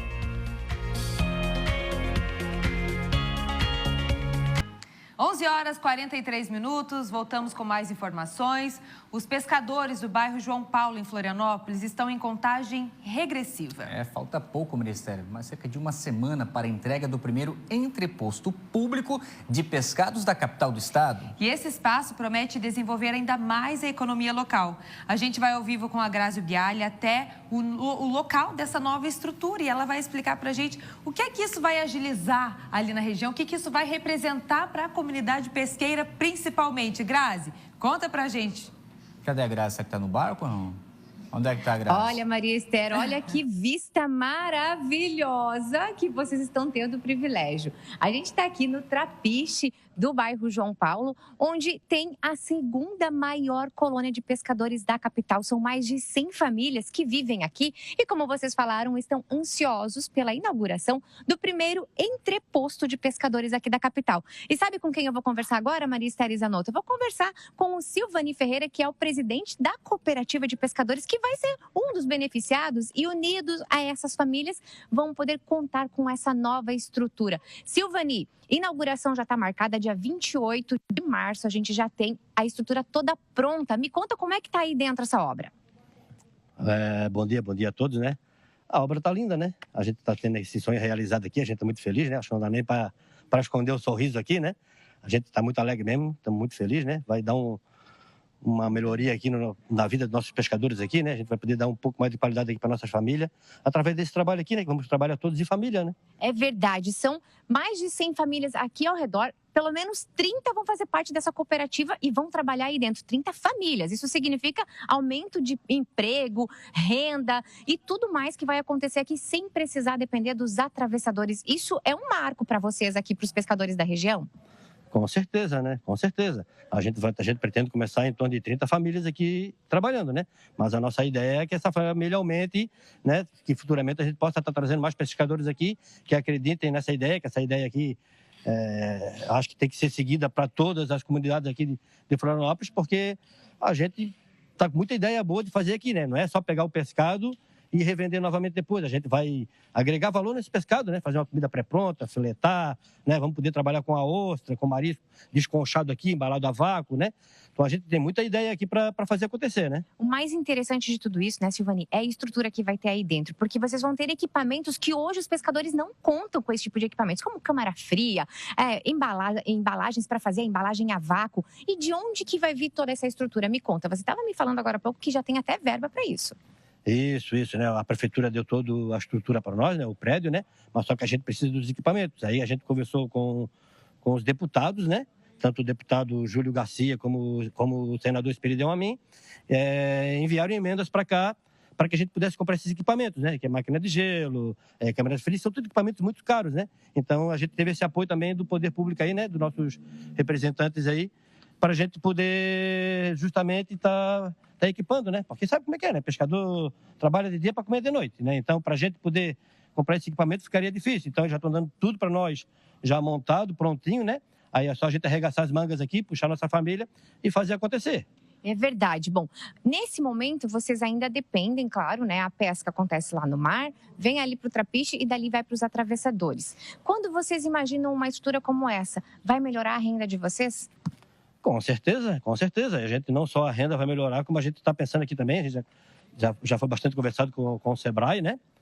O Sebrae tem dado todo apoio para nós aqui, toda a estrutura aqui para a gente poder estar conseguindo isso aqui, tocar, né? Sem esse apoio a gente fica difícil, que a gente entende de pesca, né? Mas da administração a gente não entende. Então a gente está aprendendo isso aí. Todos os nossos pescadores vão ser treinados, né? A gente vai aprender a administrar, a gente vai aprender a filetar, fazer todo esse produto, né? Para agregar justamente valores, né? A gente, há pouco tempo atrás agora, a gente teve um curso com o Senac, que é uma técnica japonesa, que é o Ikejime, né? Então, nossos pescadores já estão prontos para preparar o Ikejime aqui. É um produto diferenciado que a gente vai poder botar aqui também, né? Então, a gente tem um campo bem grande aqui, bem gigantesco para a gente crescer, né? Inclusive, hoje em dia, o desconche de ostra, de marisco, tem muita dificuldade com a casca, né? Que dá muito volume. Então, a gente vai ter aqui uma máquina aqui que vai fazer essa diferença também, que a gente vai poder estar moendo essa casca e destinando aí para os locais, tanto para agricultura, para fazer tijolo, várias coisas dá para fazer com essa concha depois de moída, né? E não faz tanto volume, né? Porque hoje em dia esse material vai todo pro lixão. Sim. Vai todo pro lixão, que é uma pena, né? Eu acho que é um produto de qualidade, sim, sabe? Para poder estar agregando aí. Então a gente vai ter esse cuidado também. Olha só, então são vários produtos que vocês vão fazer aqui, além da pesca. Então vai sair do mar, vai vir para cá, não vai mais passar por atravessador, vocês vão poder produzir coisas diferentes e, claro, agregando valor ao produto, o consumidor também ganha. Porque, inclusive, gente, tem até estacionamento aqui para quem vier a esse entreposto, que vai ser um mercado do peixe, na verdade, né? Um mercado do peixe para as pessoas virem, comprarem produtos de qualidade, com garantia e com qualidade feita diretamente pelo pescador. Isso é que vale mais, né? Verdade, né? E assim, é o que eu falo, uma coisa puxa a outra, né? A gente conseguiu o trapiche, né? Que era o primeiro obstáculo que a gente tinha, porque como a nossa mar aqui quando baixa a maré, fica muito lá fora, e a gente o nosso produto acabava tendo contato com essa lama aqui, que infelizmente está poluída. Depois do trapiche, a gente saiu disso. Hoje a gente não passa mais aquele sofrimento de descarregar a nossa mercadoria na lama, a gente descarrega acima do trapiche, o produto está com mais qualidade, né? E o segundo passo agora é agregar valor aqui no produto, né? Então, o trapiche, a gente conseguiu, o trapiche puxou o entreposto, e o entreposto agora vai puxar a melhoria na nossa praia, né? Muito e para a semana que vem agora, está para acontecer também agora uma boa melhoria aqui, que a prefeitura já sinalizou legal, né? Que precisa, né? Nossa praia aqui está muito judiada, né? Então, vai vir mais essa melhoria na praia também. Muito bem, e dia 28, então, está marcada a inauguração? Dia 28, né? A partir de 11h30 da manhã, o prefeito está aqui, né? Entregando aqui o entreposto para nós. E se puder também, eu gostaria de aproveitar também para divulgar também que a gente vai ter aqui a nossa entrega agora aqui também do nosso centro comunitário, que ficou muito lindo também, que vai ser no mesmo dia. Muito bem. Então, às 11 horas vai ser ali no nosso centro comunitário, tá? Que foi todo reformado aqui, que a gente conseguiu a reforma com a prefeitura e depois, logo em seguida, a gente vem para cá, para o entreposto, para fazer a entrega aqui e todo mundo feliz da vida. Muito bem, então, gente. Tá aí, ó, o Silvani contando pra gente todas essas novidades, já adiantando algumas informações. Dia 28, certamente a gente também vai mostrar pra vocês. A gente volta ao estúdio com vocês e eu vou dar mais uma olhadinha aqui nessa obra, viu? Até mais. Ô, Grazi, então compartilha com a gente. Deixa o Ari mostrar. Até o Silvani tá mais bonito, né? Ó, com esse espaço todo que ficou, porque aqui, ô Maristel, ficou mais bonito. Pode falar pra ele, ô Grazi. Diz pra ele que ele tá mais bonitão. Eu vi até um desenho dele ali no muro. Mostra lá, Ari. Tem ali não sei se é um grafite que fizeram do Aldoni, porque esse é um trabalhador, gente, um pescador, que essa causa que nós estamos vendo hoje, tudo bonito desse jeito, Marister. Quem conhece a realidade ali do João Paulo sabe a diferença, né, que nós temos. Desde a construção do trapiche antes, tem uma bucica indo junto ali, uma cachorrinha. Quando eles tinham que entrar naquele lodo, diversos cortes que eles tinham nas pernas, nos pés, porque com a maré baixa as embarcações ficavam presas, atoladas. Agora tem aquele trapiche bonito, esse espaço novo que dá o quê? Dá uma qualidade para quem produz, para quem traz o peixe, para quem traz o camarãozinho branco. Aliás, camarão branco, quem gosta, vai ali no pessoal do João Paulo Caldoni, que tu vai ter um dos melhores, tá? É fresquinho. E o Ari mostrando, dando esse passeio, o tamanho dessa estrutura que acaba servindo de exemplo, né? Porque eu acredito que outras comunidades pesqueiras ficam nessa expectativa de ter um espaço como esse, oferecer qualidade, oferecer uma ótima infraestrutura, higiene, tudo certinho, para levar esse material, né, a pesca até o consumidor. Então, parabéns à comunidade do João Paulo. Coisa linda, lindíssima, Marister. Só ficamos devendo lá fora, Ari. Não deu para mostrar, mas depois a gente mostra. E tinha um grafite lá com o desenho do mas o espaço tá bonito, a estrutura, tá ficando tinindo, como diz o pessoal. E é claro que dia 28 a gente vai estar lá acompanhando de perto, mostrando até esse centro comunitário ali da região do João Paulo também, que ele comentou, o Silvani comentou. E a gente, claro, vai acompanhar e trazer tudo isso para vocês. Notícias de Florianópolis, notícias da capital. Maria, vamos trazer agora a informação desse momento. A Polícia Rodoviária Federal aqui em Santa Catarina está atenta, acompanhando essa informação que a Cris agora há pouco deu para a gente, né? Que agora, ao meio-dia, a paralisação dos caminhoneiros lá na região do Litoral Norte, entre Itajaí e Navegantes. Vamos ver o que diz, então, o Fiamoncini sobre a situação das rodovias federais no estado. Hoje, pela manhã, estava tudo normal. Vamos ver. Na noite desta quinta-feira, a Justiça Federal de Santa Catarina proibiu o bloqueio de rodovias federais e do acesso ao complexo portuário de Itajaí e Navegantes. A decisão atende a um pedido da União, após riscos de paralisações por transportadores, visando garantir o direito de ir e vir e o abastecimento essencial. Para coibir interrupções, foram estabelecidas multas diárias severas, R$10 mil para pessoas físicas e R$100 mil para empresas ou sindicato.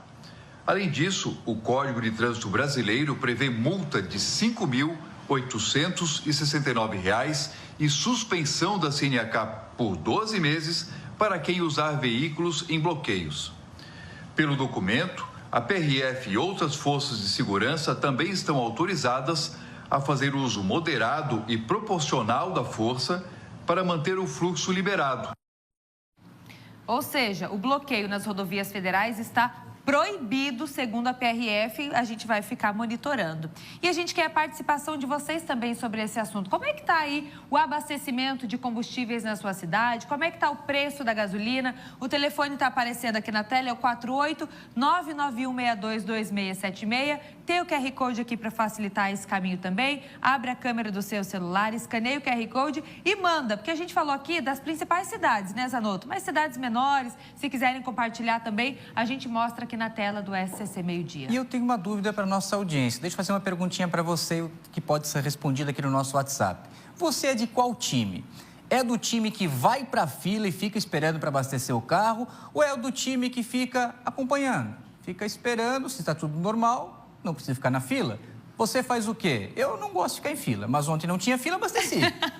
eu confesso que eu fui também, porque não tinha fila, Zanotto. Agora, se é para ficar horas na fila, meia hora que seja, eu já não fico. Então, já não. Vamos ver a nossa audiência. Está aí o telefone 99162-2676, ou você pega ali no nosso QR Code que está estacionado ao lado da Maria Esther e dá a sua resposta também. O que você acha? Vai ter mais time fila ou time espera? Eu acho que vai ter mais espera. Eu acho que o povo fica em casa. A gente falou para você que está tudo tranquilo, o abastecimento está normalizado, então não precisa correr, não precisa ficar horas. Tem gente que tem que reorganizar a rotina para ficar um tempão na fila. A gente sabe como a vida é corrida, né? Tem relato de pessoas que ficaram mais de uma hora esperando, 1h20, 1h30 na gente fila. Com criança pequena, com tudo, então não precisa, pelo menos por hora. Se a gente tiver alguma notícia, alguma coisa de que esse cenário pode mudar, a gente avisa vocês. Enquanto isso, vamos com mais informações por Santa Catarina. Uma operação das forças de segurança foi mobilizada em Chapecó. Isso depois que um corpo foi encontrado numa área de mata, em uma cova rasa, né?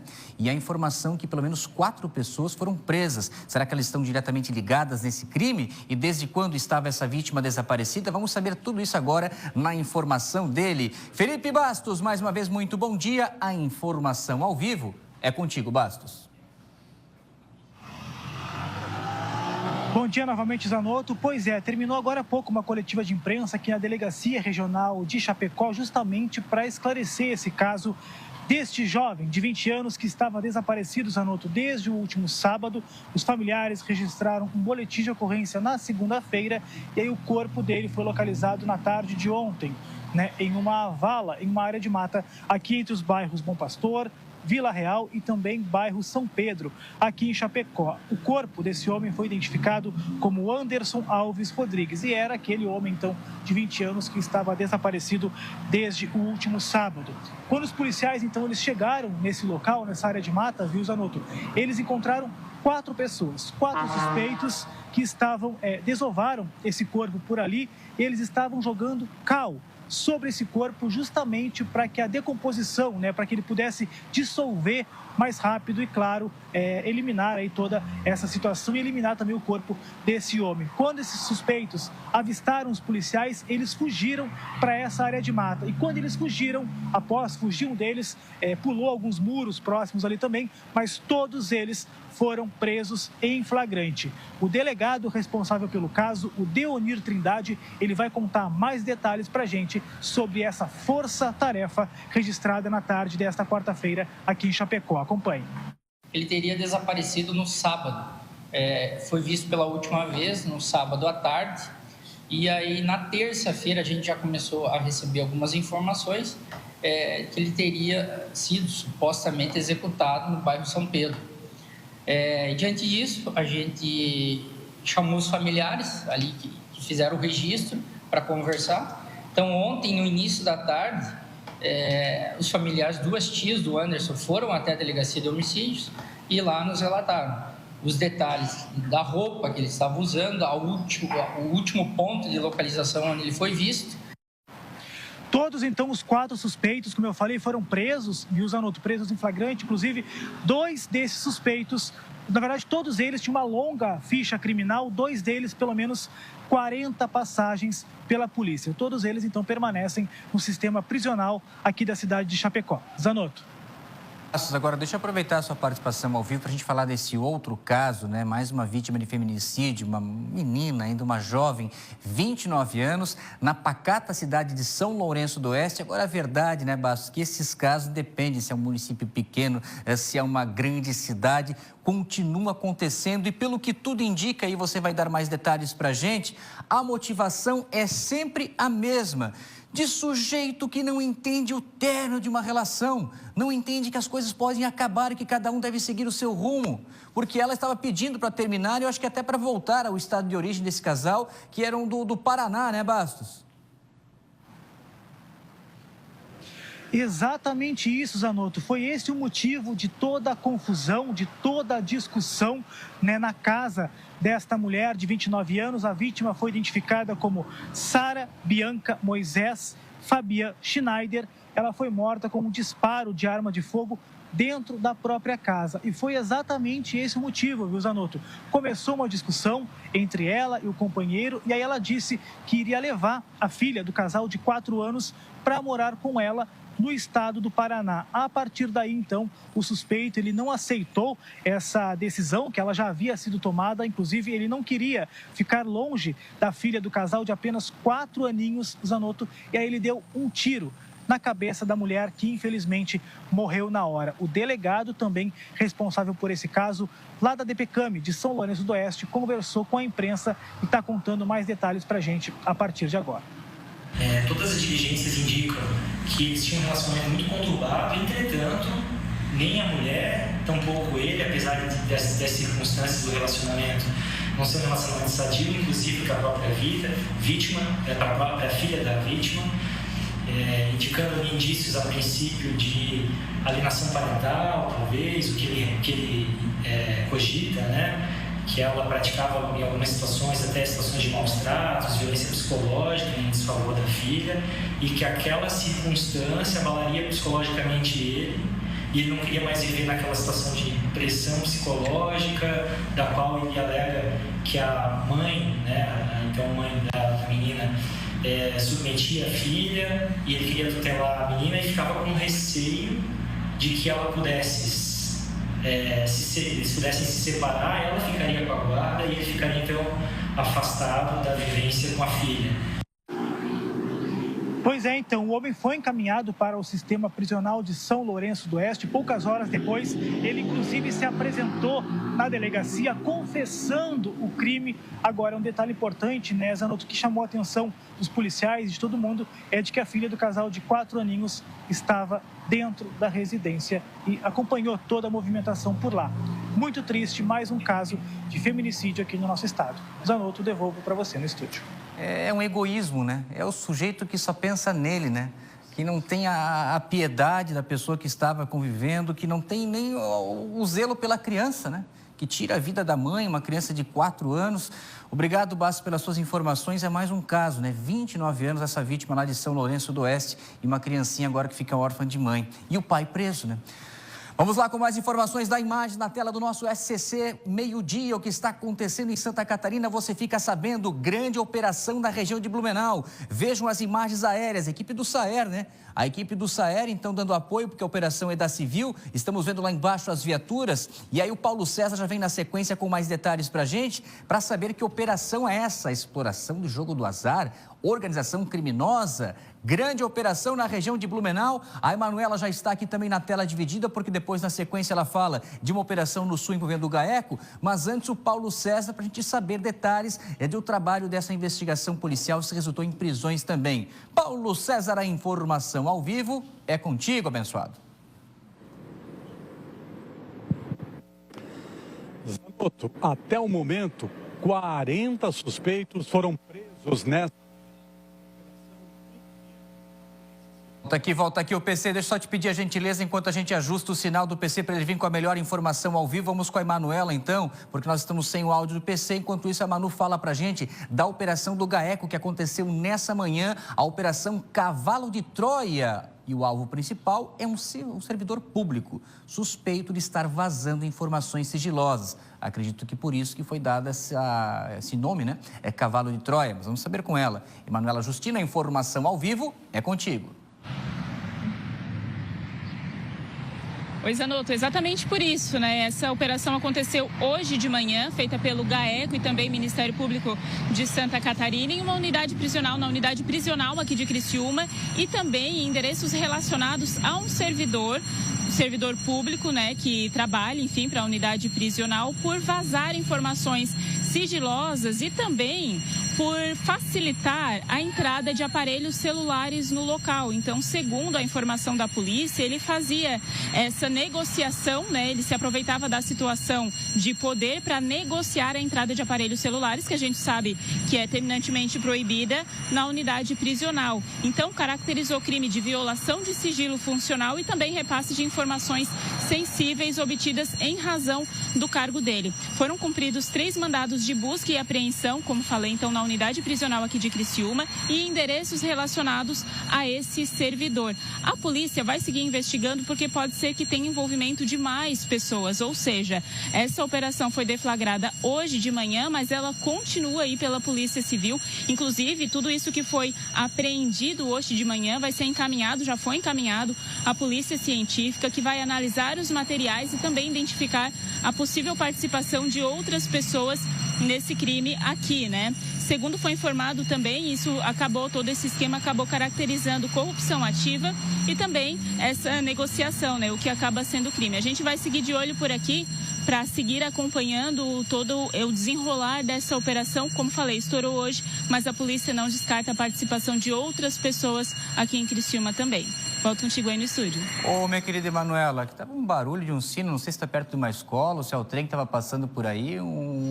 Conta pra gente, será que é o sinal da escola ou é o trem? O que está acontecendo em Criciúma? Não, Zanotto, não tem nenhuma escola aqui, ó. E agora, parou, viu? Foi justamente na hora do ao vivo. Eu tô aqui na Avenida Santos Dumont, no bairro São Luís, e não tem, tá? Inclusive, eu tô perto do posto de gasolina, tô aqui numa avenida. Eu não sei te dizer o que foi, até inclusive eu vou ver com o pessoal aqui, mas não tem nenhum colégio, não tem nada, só tem empresa aqui. Tô perto da rótula aqui, onde era a rótula do São Luís, que agora é o elevado. E foi justamente na hora de começar ao vivo que começou esse barulho, e praticamente a hora que eu terminou esse barulho também. Vou até ver o que era aqui.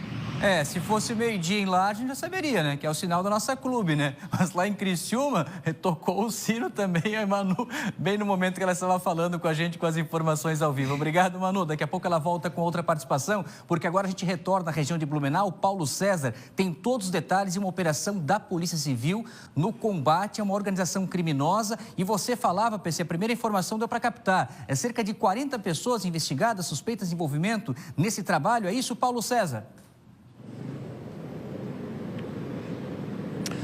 Muito bem, Zanotto. Até o momento, 40 suspeitos já foram presos nesta manhã em flagrante. 40 presos nesta manhã pela Operação Infiel da Polícia Civil. Deixa eu confirmar e corrigir a informação, Zanotto. 40 prisões já foram efetuadas. 32 mandados de prisão preventiva foram cumpridos e outras 8 pessoas foram presas em flagrante nesta mega operação da Polícia Civil. É o combate a uma organização criminosa. Nós temos imagens para mostrar as viaturas, os policiais da Polícia Civil saindo logo cedo, 5 horas da manhã. Eles saíram para o cumprimento desta operação deflagrada nesta manhã. Combate a uma organização criminosa, são 72 os alvos da operação. Foram investigados por 1 ano aproximadamente, 72 investigados pela prática dos crimes de tráfico de drogas, associação para o tráfico e comércio ilegal de armas de fogo e munições, além da exploração de jogos de azar, jogo do bicho, por exemplo, e lavagem de dinheiro, Henrique Zanotto. A mega operação ainda tem muito trabalho pela frente, porque, olha só, ao todo foram 160 ordens judiciais, 50 mandados de prisão preventiva e 110 mandados de busca e apreensão precisam ser cumpridos pelos policiais no dia de hoje. E esses alvos, esses suspeitos residem principalmente aqui em Blumenau e em cidades como Apiúna, Ascurra, Indaial, Timbó, Gaspar, Itajaí, Palhoça e São Francisco do Sul.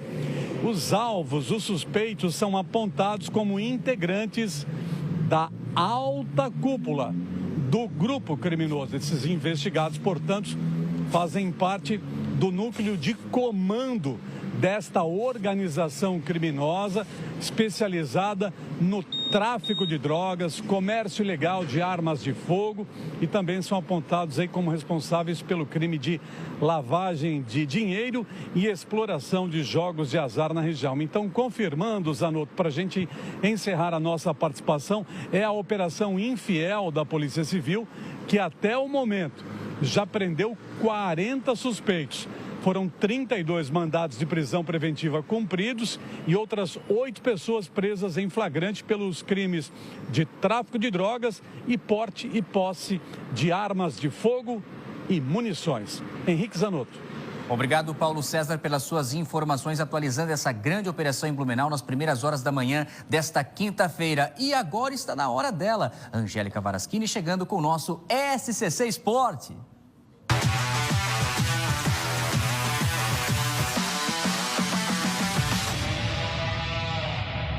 Valeu, Zanotto! Olá para você que está em casa. Agora é hora da gente falar de esportes por aqui. E claro que a gente começa falando da Copa do Brasil. Porque não deu. Dessa vez não deu para o Figueirense, que parou na 4ª fase da competição. Jogando fora de casa, o Alvinegro perdeu para o CBR e deu, adeus à competição. Olha só. No estádio Rei Pelé, o CRB venceu o Figueirense. Os donos da casa tiveram o domínio da partida. A primeira chance do CRB foi com o Mikael, em um chute cruzado. Depois, com Danielzinho, que parou na defesa do goleiro Fabrício. O Figueirense pouco chegou. Antes de terminar o primeiro tempo, Douglas Baggio tentou. Mas foi no segundo tempo que a rede balançou. Depois de jogada ensaiada, na falta, Douglas Baggio enganou a defesa e chutou rasteiro para marcar.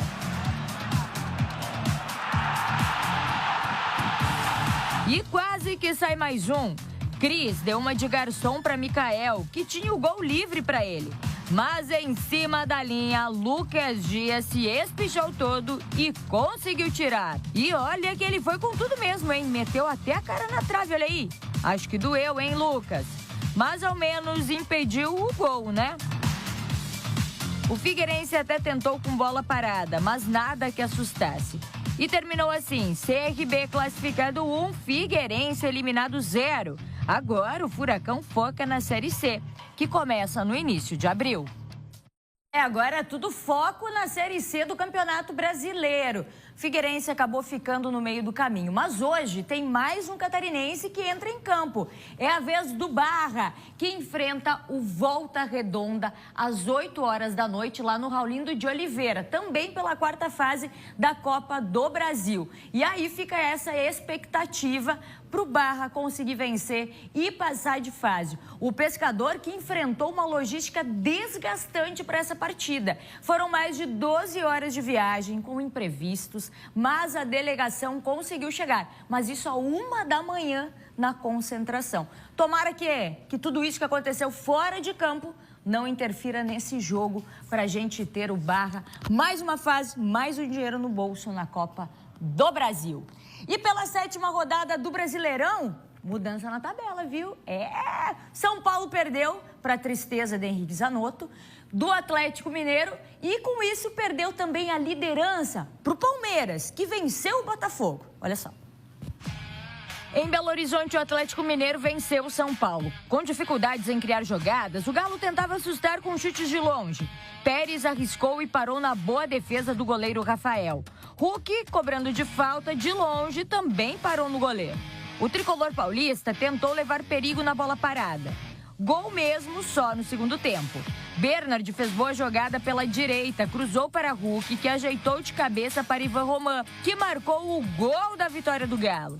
E terminou assim na Arena MRV, Atlético Mineiro 1, São Paulo 0. No Allianz Parque, o Palmeiras derrotou o Botafogo. O Verdão saiu na frente depois de contra-ataque rápido, puxado por John Ares. O colombiano acionou Flaco Lopes, que cruzou rasteiro. Andres Pereira chutou, a bola desviou em ala, tirando qualquer chance do goleiro Raul do Glorioso defender. Os paulistas ainda quase ampliaram na primeira etapa com John Ares. Antes do intervalo ainda, Medina foi expulso por fazer falta no colombiano. No segundo tempo, depois de tanto tentar, saiu o primeiro gol dele com a camisa do Verdão. John Ares, em boa jogada individual, ampliou a vantagem. Palmeiras 2-0. O Fogão até esboçou uma reação com Danilo, que fez boa jogada e descontou. Mas acabou assim, Palmeiras 2, Botafogo 1. O resultado coloca o Palmeiras na liderança do Campeonato Brasileiro. E falando em Brasileirão, hoje é dia de mais um jogaço, sabe aonde? Na Arena Condá, isso porque a Chapecoense recebe o Corinthians logo mais à noite. E a expectativa, mais uma vez, é de estádio lotado. Nereu, vamos comigo para Chapecó? Para a gente conversar com ele, que tem as informações da Chapecoense para esse jogo tão importante, né, Bastos? A gente viu como é que foi contra o Grêmio aí, a Arena Condá, e agora mais um jogo em casa da Chape. Como é que tá a expectativa para mais esse duelo no Campeonato Brasileiro, Bastos? Chega mais. Fala, Angélica, boa tarde para você, todo mundo ligado no SC Esporte. Expectativa muito grande, mais um baita jogo na Arena Condá, logo mais. O horário do jogo de hoje é 9h30 da noite, ou seja, o pessoal vai poder ir para o trabalho, sair no final da tarde e ir com calma para o estádio, que promete expectativa de público novamente muito grande. A Arena Condá deve mais uma vez ficar lotada, já que no último jogo contra o Grêmio, na última segunda-feira, mais de 19 mil pessoas compareceram e assistiram o empate entre Chapecoense e Grêmio do placar de 1-1. Por isso existe aquela expectativa também de um grande público, se não arquibancadas lotadas logo mais à noite. Ingresso não tem mais, viu? Nem para a torcida da Chapecoense, nem para a torcida do Corinthians, que também promete comparecer nesse jogo em peso por aqui. Quem conversou com a imprensa na sala da coletiva de imprensa da Arena Condá foi o João Vitor. Ele que é volante da Chapecoense e ele vai estrear na Série A do Campeonato Brasileiro. Ele nunca disputou uma primeira divisão do Campeonato Brasileiro e provavelmente está entre os titulares de logo mais à noite. Vamos ouvir uma fala então do João Vitor, o volante da Chapecoense, que tem aquela expectativa para essa estreia e também para o jogo de logo mais. Acompanhe. Feliz pela oportunidade de ter jogado como titular essa partida. O foco continua o mesmo, a gente sabe que não tem jogo fácil na Série A. E é isso, é concentrar. Já temos um treino aí antes do jogo e se preparar bem para ir buscar a vitória dentro de casa. Trabalhar, né? Acho que não tem segredo, é trabalhar forte e quando surgir a oportunidade estar preparado e poder ajudar os companheiros dentro de campo da melhor forma possível. Chapecoense, então, que segue invicta na Arena Condá, né, Angélica? Vai ser a 6ª partida pelo Campeonato Brasileiro da Primeira Divisão. Chapecoense, que inclusive tem um jogo, né, que foi transferido, foi adiado contra o Bahia. Tem uma data ainda a ser remarcada pela CBF. Até agora, a campanha da Chapecoense, 1 vitória, 1 derrota e 3 empates. Ginásio, ou melhor, arena completamente lotada e todos os detalhes logo amanhã na SC Sport. Contigo, minha amiga, devolvo para você aí. A gente, claro, vai torcer para a Chapecoense, sem dúvida nenhuma, né, Angélica? Valeu, Bastos, com certeza, né? O empate contra o Grêmio, por que não agora uma vitória contra o Corinthians? E o mais legal de tudo isso é que Chapecó vem abraçando a Chapecoense e a torcida fazendo sua parte na Arena Condá, que é importante, porque jogar com torcida a gente sabe que é diferente e faz toda a diferença na hora do resultado. Valeu, Bastos, obrigadas pelas informações. Lembrando que além dessa partida da Chape, que o Bastos falou aqui, contra o Corinthians, às 9h30 da noite, outros 2 jogos fecham essa 7ª rodada do Campeonato Brasileiro Série A. Tem Grêmio e Vitória na Arena do Grêmio, às 7 horas da noite, Flamengo e Remo, às 8 horas, no Maracanã, para fechar. E o próximo adversário, depois do Corinthians, a Chapecoense vai enfrentar o Inter no domingo fora de casa. Então, grandes equipes aí adversárias da Chape nesse campeonato brasileiro. E olha só, agora temos definidos os classificados para as quartas de final da UEFA Champions League. A rodada com muitos gols. E você sabe, a Champions é aqui na tela do SCC SBT. O Barcelona atropelou o Newcastle. O brasileiro Rafinha fez bonito e marcou 2 gols na vitória da equipe espanhola por 7-2.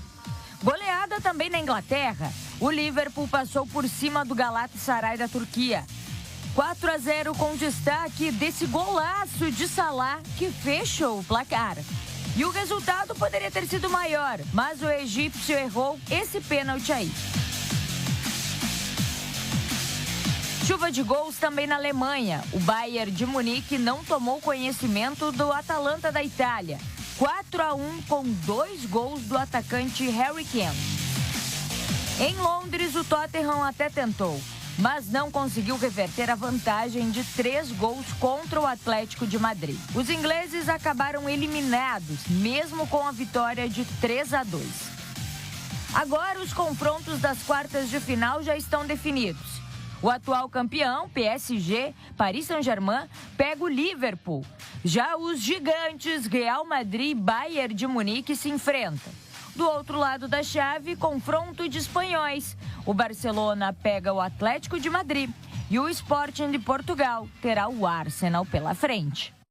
E a gente vai ficar aqui acompanhando, claro, a UEFA Champions League, porque é aqui na telinha do SCC SBT. E antes da gente encerrar o nosso SCC Esporte de hoje, um recadinho importante. Hoje à noite, em Luque, no Paraguai, vai rolar o sorteio da Copa Sul-Americana. Competição que você sabe, o SCC SBT transmite com exclusividade na TV aberta. Além da Sula, também vai rolar o sorteio dos grupos da Libertadores. Então, amanhã, sexta-feira, aqui no programa, a gente vai trazer todos os detalhes, porque a equipe de esportes do SBT vai acompanhar esse sorteio e amanhã a gente vê com quem que os brasileiros, que grupo os brasileiros ficaram na Sula e também na Libertadores. O SCC Esporte de hoje vai ficando por aqui, amanhã eu volto com muito mais. Agora a gente faz um intervalo, mas é rapidinho, Na volta, Maria Esther e Henrique Zanotto vão estar aqui esperando vocês no SCC Meio-Dia. Até amanhã!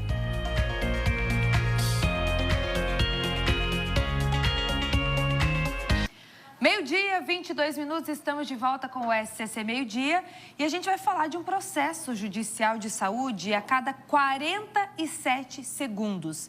Esse é o ritmo da judicialização no Brasil. E tem uma ação que tenta garantir direitos, mas que também coloca em risco, Maria, a sobrevivência financeira do SUS e dos planos de saúde. Começou hoje no Tribunal de Justiça em Florianópolis um seminário nacional para discutir caminhos para esse impasse.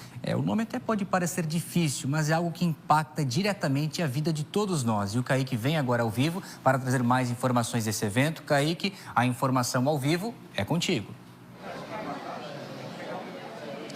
Olá, Maria Esther, Henrique Zanotto e um forte abraço a todos que assistem o SCC Meio-Dia. Quero chamar a audiência neste momento porque pode parecer um assunto muito técnico, burocrático, mas não é.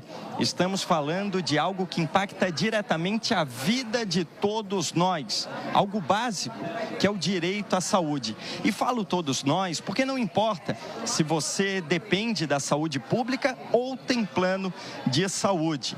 Essa parte relacionada à judicialização, ela tem reflexos que vão muito além de valores financeiros.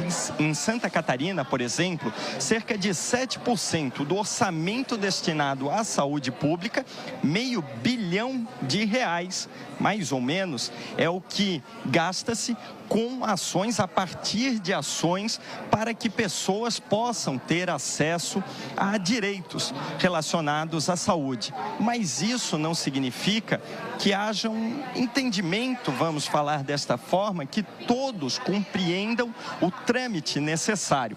Por isso, ao meu lado está o doutor Sérgio de Almeida, presidente do Instituto de Pesquisa e Ensino do Hospital SOS Cardio, idealizador deste evento.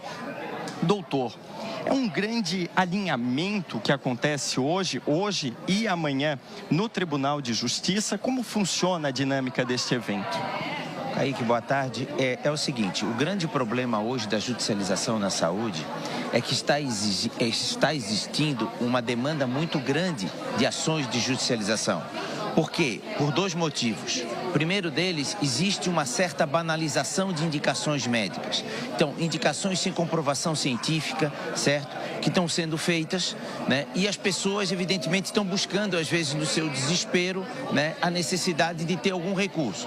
Por outro lado, a Justiça também vem dando um estímulo a isso, porque 90% das ações que são feitas, quem demanda ganha.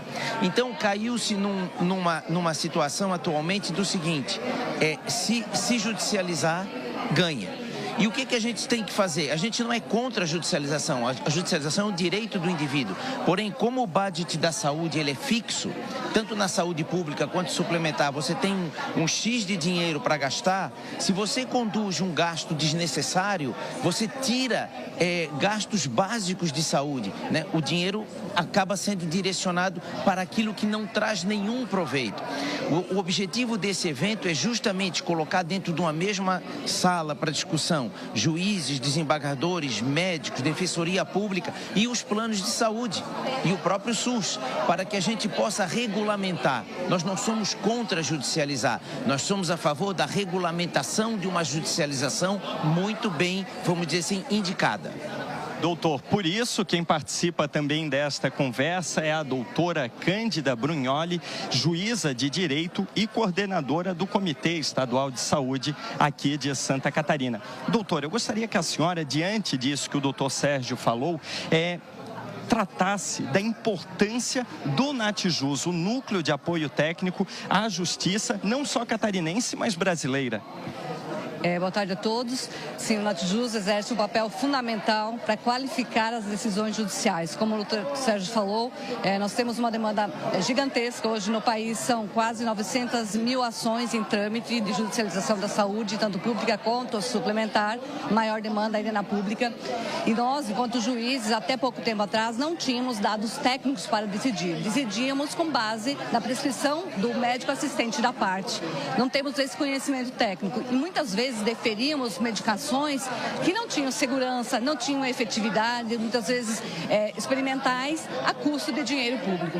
Então, hoje nós temos o NatJus institucionalizado no Tribunal de Justiça de Santa Catarina. Os juízes têm a base para decidir em uma nota técnica em que vai analisar se aquele medicamento tem evidência científica suficiente, se ele propicia uma expectativa de vida, uma possibilidade efetiva de cura dentro dos estudos técnicos científicos feitos com nível altíssimo, né, na ciência.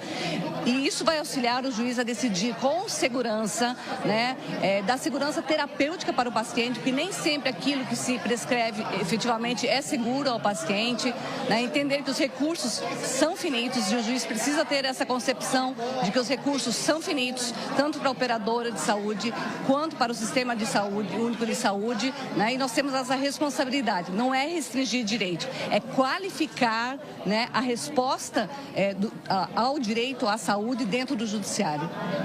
Perfeito, a senhora resumiu a essência, talvez, de todo o evento com esta última frase: não é restringir o direito à saúde. Mas, doutor Sérgio, de forma muito prática, o que acontece aqui é o seguinte: a pessoa entra na justiça, pede um tratamento, como disse a doutora, algumas vezes até experimental, gasta-se uma quantia considerável de dinheiro público e uma outra pessoa que está realmente precisando de algo que é eficaz, que já foi comprovado, fica sem um medicamento, sem um tratamento. Só que isso não acontece só com dinheiro público. No sistema de saúde, nos planos de saúde, o cenário é o mesmo. Exatamente. É importante chamar a atenção, a gente sempre fala do SUS, mas 1/4 da população brasileira está na saúde suplementar, né? A maioria das operadoras de saúde são operadoras pequenas, certo? Então, assim, às vezes uma decisão judicial do medicamento extremamente caro pode quebrar essa operadora. E aí todos os beneficiários daquela operadora vão ter problema. É claro que se o paciente tiver necessidade, deve ser dado. Um outro ponto muito importante a ser salientado é o seguinte: é que a decisão judicial pontual, ela impacta no coletivo, justamente nesse ponto da questão da operadora de saúde. Então é muito importante a qualificação da judicialização, dar aquilo para quem precisa e que terá efeito. Não adianta só saber se deu ou não deu, mas tem que saber o desfecho daquilo que foi feito. Doutora, bem rapidinho para nós encerrarmos, o que a senhora, em nome da Justiça, espera que saia deste grande encontro de muitas mentes que lidam todos os dias com essa temática?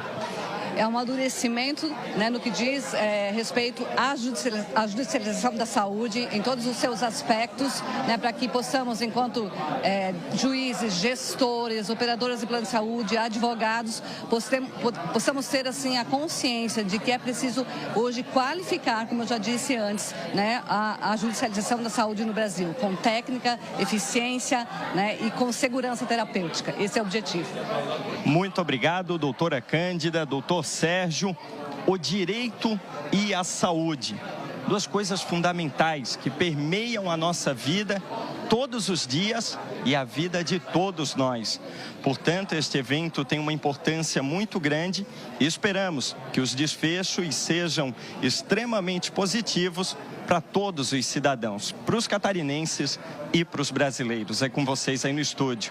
Obrigado, Kaique, pelas suas informações. Agora, Maria Esther, está naquele momento que a gente mais gosta de falar diretamente com a nossa audiência. Para você que acompanha os nossos telejornais, que acompanha as nossas redes sociais, já deve estar por dentro dos preparativos que nós estamos para o lançamento da programação do SCC-SBT 45 anos, Maria. A emissora número 1 do SBT no Brasil. E a gente tem imagens de como é que estão os preparativos por lá. Essa festa vai acontecer na ACAT. Ontem teve aquele último ensaio da equipe inteira, todos os apresentadores, a equipe técnica já montando toda a estrutura. Zanotto, expectativa lá em cima para essa festa aí que vai receber os clientes, vai receber os parceiros, as autoridades, artistas nacionais. Então, assim, a expectativa está muito alta para esse evento de hoje à noite, que promete ser muito lindo. Com certeza, você vai acompanhando tudo nas nossas redes sociais. É claro que amanhã, também aqui no nosso SCC Meio Dia, a gente traz a cobertura desse grande evento que marca a história do SBT em Santa Catarina, a emissora número 1, como você falou, do SBT, 45 anos, sempre com prestação de serviço, com entretenimento, com informação, mas mais do que isso, né, Maria? Essa companhia grata que você nos dá com a sua audiência, o nosso muito obrigado. E tem o nosso Gilvan, é o coordenador do evento, que vai trazer detalhes de como está esse momento, a expectativa para hoje à noite. Vamos ver? Hoje é um evento muito importante para a família SCC. São os 45 anos da emissora número 1 do SBT no Brasil, né? Então a equipe está fazendo um evento com muito carinho, com muito amor para todos os convidados, né? Autoridades, clientes, todo o mercado vai estar presente para prestigiar e comemorar junto com a gente esse grande evento, né? Então, nossa equipe está cuidando de cada detalhe, do palco, do som, da luz, para ser realmente um show esse evento, né? Para o pessoal que vinha aqui se sentir prestigiado e curtir conosco esses 45 anos. Vão ter grandes artistas nacionais, né? Celso Portiolli, entre outros aí. A família Bravanel também vai estar presente aqui, né? Além do nosso cast local, né? Que está no dia a dia dos catarinenses. Ai, que legal. E é claro que a gente vai falar de alguns momentos importantes desse ano também. Copa do Mundo aqui na tela do SCC SBT para você. Galvão Bueno, amigo. Então, quem quiser acompanhar esse momento que vai acontecer hoje à noite, nas nossas redes pessoais, a gente vai estar mostrando bastidores e, claro, nas oficiais da emissora também. @SCCSBT e também @portal SCC10, com as notícias, os entrevistados, autoridades presentes. Tudo vocês podem estar lá, ó, acompanhando em tempo real, junto com a gente, esse baita evento. É claro que amanhã a gente vai trazer aqui no meio-dia também um resumão de como foi esse evento desta noite. Maria, agora é hora de falar de Joinville, porque a cidade deu um salto no ranking de saneamento básico no ano de 2026 e foi uma das cidades com mais evoluiu aqui no país. Por exemplo, a capital tem o destaque positivo pelo alto volume de investimentos nessa área. Vamos ver. Joinville aparece entre as cidades que mais evoluíram no Brasil quando o assunto é saneamento básico. No ranking de 2026, divulgado pelo Instituto Trata Brasil, o município subiu 11 posições. A melhora está diretamente ligada ao aumento dos investimentos e ampliação dos serviços de água e esgoto. Joinville cresceu, então, 11 posições no ranking do saneamento básico, principalmente por conta do investimento constante em saneamento básico. Joinville também é destaque entre os municípios do Brasil que mais investiram em saneamento básico. O investimento médio no município é de R$ 235 por ano por habitante, quando a média do Brasil é de R$ 137 por ano por habitante. Então, fica muito claro que é um município que tem um planejamento em relação ao saneamento básico, tem esse tema como prioritário e que tem ano a ano investido em saneamento básico. O avanço de Joinville acompanha um cenário positivo na região sul, que concentra alguns dos melhores indicadores do país. Mesmo sem aparecer entre os 20 melhores ou piores municípios, Santa Catarina mantém desempenho equilibrado e com bons níveis de investimento. Entre as capitais, Florianópolis também chama a atenção. A cidade está entre as que mais investem em saneamento no Brasil, com uma média de R$ 216 por habitante. Esse investimento, ele é a média dos últimos 5 anos de investimento. Então, isso demonstra que está no caminho de universalização para o atingimento das metas do Marco Legal, que estipulam, né, que até 2033, 99% da população precisa ter acesso à água tratada e 90% precisa ter acesso à coleta e tratamento dos esgotos. Em Joinville, os números refletem o que já vem sendo feito na prática. A Companhia Águas de Joinville aponta que os investimentos constantes e a melhoria na eficiência do sistema foram decisivos para o avanço no ranking. No caso de Joinville, os investimentos que vêm sendo feitos nos últimos anos, isso teve um grande peso, né? Nós estamos acima do que é considerado o ideal para que se atinja o marco. Nós atingimos aí a marca de R$ 235 por habitante numa média dos últimos anos, sendo que o ano passado nós já atingimos acima de R$ 400 por habitante por investimento em saneamento básico. Além dos investimentos, outros fatores também influenciam no resultado. A redução das perdas de água e a ampliação da rede de esgoto ajudam a melhorar os indicadores e garantir mais eficiência no sistema. Joinville continua, fazendo os investimentos para reduzir perdas de água. Isso, para nós, é questão de honra. A gente vai chegar, com certeza, ao que preconiza o marco, que é a redução de 25% de perdas. Quanto aos investimentos em água e esgoto, nós estamos fazendo vários investimentos na melhoria da rede de distribuição, implementando vários tipos de controle e também melhorias na distribuição da água, no melhor fluxo dela, e o investimento em esgotamento sanitário. 12h37, tem momentos em que a gente percebe na prática que participar faz a diferença. E 2025 mostrou isso.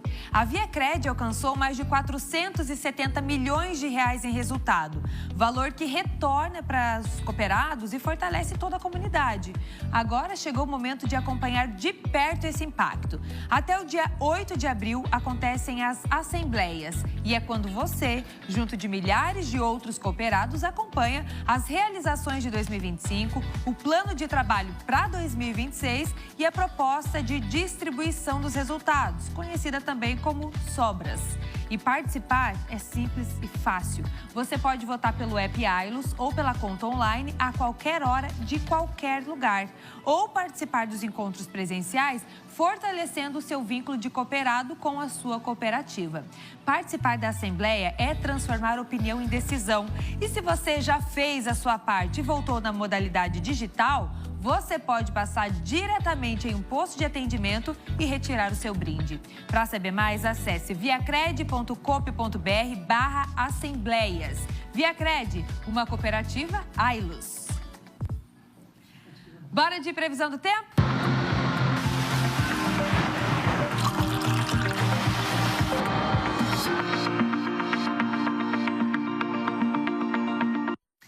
Último dia do verão, pessoal, chegou. O último dia do verão dessa temporada, finalzinho de 2025, começo de 2026. E hoje tem predomínio de sol aqui no nosso estado, principalmente na região do Grande Oeste.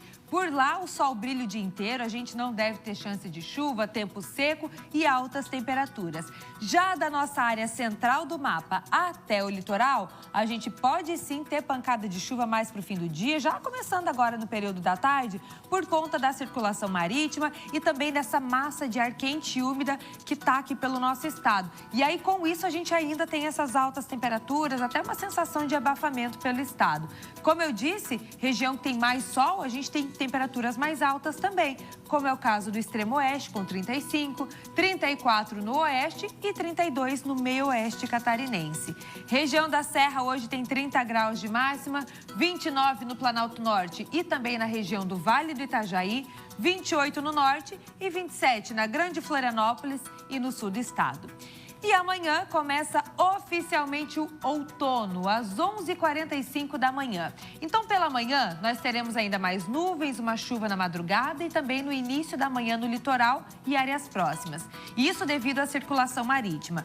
Mas aí depois, no decorrer da sexta-feira, o tempo ele fica estável e teremos predomínio de sol em todas as regiões. E seguimos com as temperaturas mais altas nesse comecinho de outono, viu? Chapecó com 31 de máxima, solzão. Blumenau 29, Joinville, Criciúma e Lages com 28 de máxima, quente também. E Floripa, capital, mínima de 23 e máxima de 27 graus. Já vou adiantar para vocês que teremos tempo ensolarado neste final de semana, sábado e domingo. É claro que amanhã eu trago todos os detalhes do fim de semana para vocês. Previsão do tempo aqui no SCC Meio-Dia. Vamos continuar? Zanotto? Maria Esther, calor também, clima quente, continua no cenário político aqui em Santa Catarina e tudo dentro do mesmo partido, do PSD. E o Topázio pedindo para sair, o Piara. Bom dia. Bom dia, Zanotto. Bom dia a todo mundo em casa. Então, parece ser o fim dessa novela que a gente está acompanhando do PSD desde quarta-feira passada, né? Quando o pré-candidato a governador do partido, João Rodrigues, prefeito de Chapecó, deu um ultimato dizendo que ou o Topázio Neto pedia para sair do partido, ou era expulso, ou ele desistia da pré-candidatura. Isso causou muito tumulto e deu aquela discussão com o ex-senador e ex-governador Jorge Bornaus. A gente tem acompanhado essas idas e vindas. Na noite na noite de ontem, Gilberto Kassab, presidente nacional do partido, ligou para João Rodrigues e garantiu: tu vai ser o candidato, fica tranquilo. Ele mandou uma mensagem para os seus seguidores, aliados mais próximos, se disseminou. E hoje de manhã veio o outro lado. Topázio Neto, que vinha se mantendo em silêncio sobre esse assunto, fora da briga do PSD que envolvia a sua saída ou não, escreveu uma longa carta, uma carta muito detalhada, dizendo que está deixando o PSD, mas deu muitos recados. E eu trouxe alguns trechos aqui para compartilhar com vocês, porque o prefeito falou muita coisa. Primeiro, eu queria separar um trecho aqui, ele aponta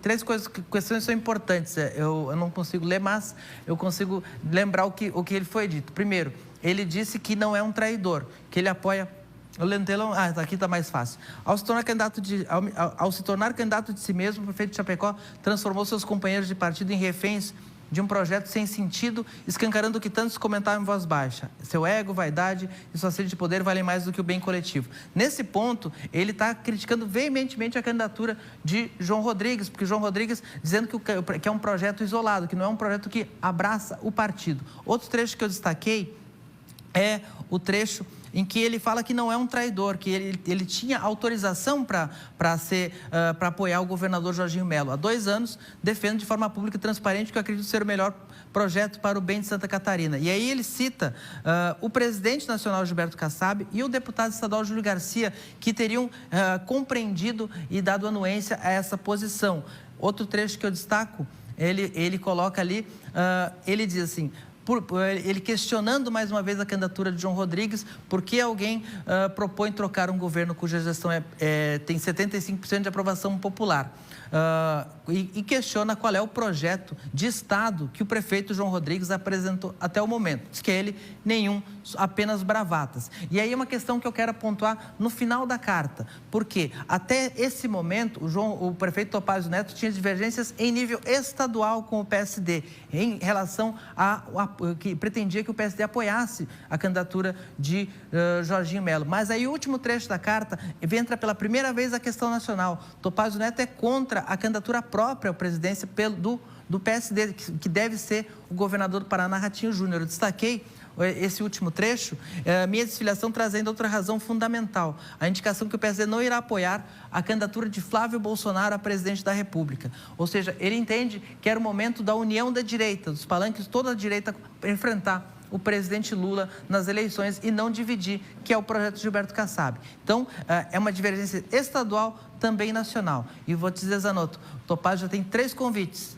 para filiação: o PL do governador Jorginho Melo, o Republicanos do Jorge Guetem e o Podemos, da deputada Paulinha. Todos os partidos da base do governo. Essa carta, eu não sei ainda para onde o Topázio vai, mas essa carta tem um cheirinho de que ele vai para PL. E como toda ação também tem reação, vamos precisar esperar no futuro quais os frutos que o prefeito da capital vai colher, porque é bom lembrar também que ele entra no cenário político junto com Jean Loureiro. Depois da sua reeleição, rompe relações com o Jean e agora rompe relações com o partido que estava.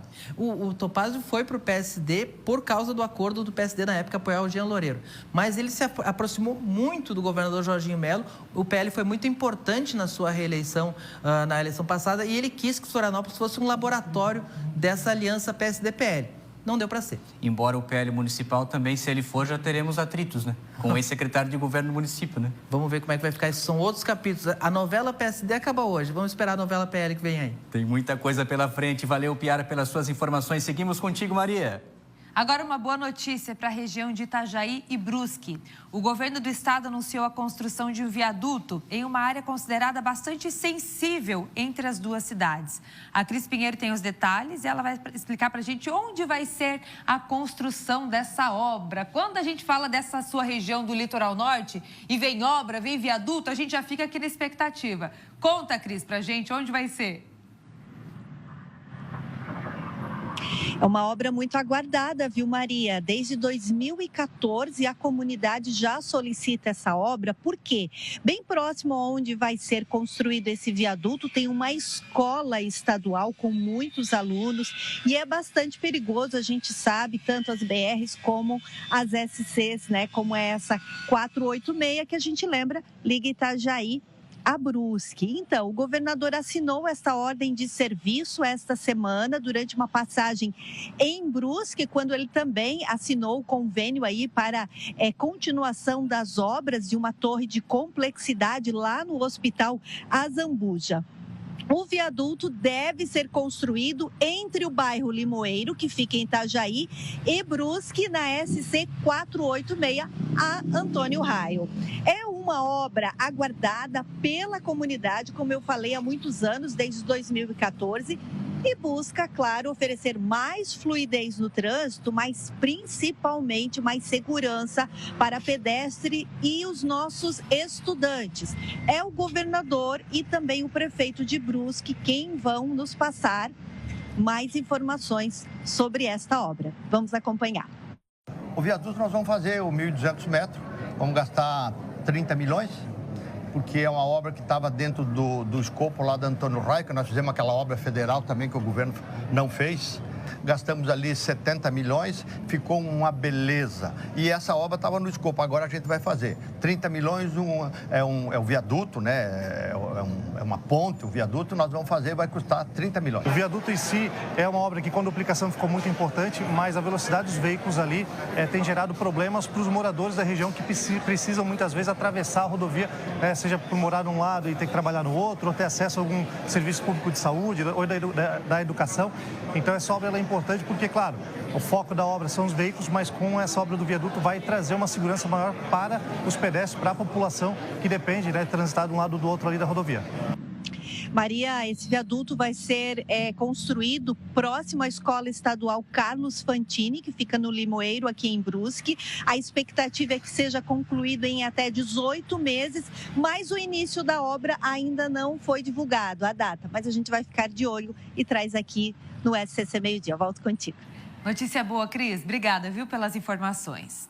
Os motoristas que precisam viajar para o Planalto Norte hoje devem buscar rotas alternativas. Isso porque a Serra Dona Francisca, a SC 418, está totalmente interditada.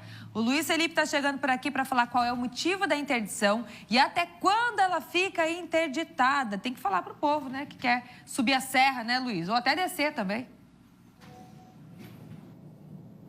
Exatamente, Marista. A Serra Dona Francisca, a SC 418, está bloqueada até às 18 horas por conta da obra que acontece de detonação de rochas ali na área de escape, né, onde está acontecendo, no quilômetro 15 da Serra Dona Francisca. Então, pouco antes do Mirante, acontece esse bloqueio, então até às 18 horas segue a rota fechada. Para você que deseja ir ali para Campo Alegre, para São Bento do Sul, pode pegar as rotas alternativas, como a Serra de Corupá ou a BR-101. É um caminho mais longo, mas até às 18 horas a serra fica bloqueada. Após isso, caminho liberado para ir para Campo Alegre, São Bento, pela Serra Dona Francisca. Maria.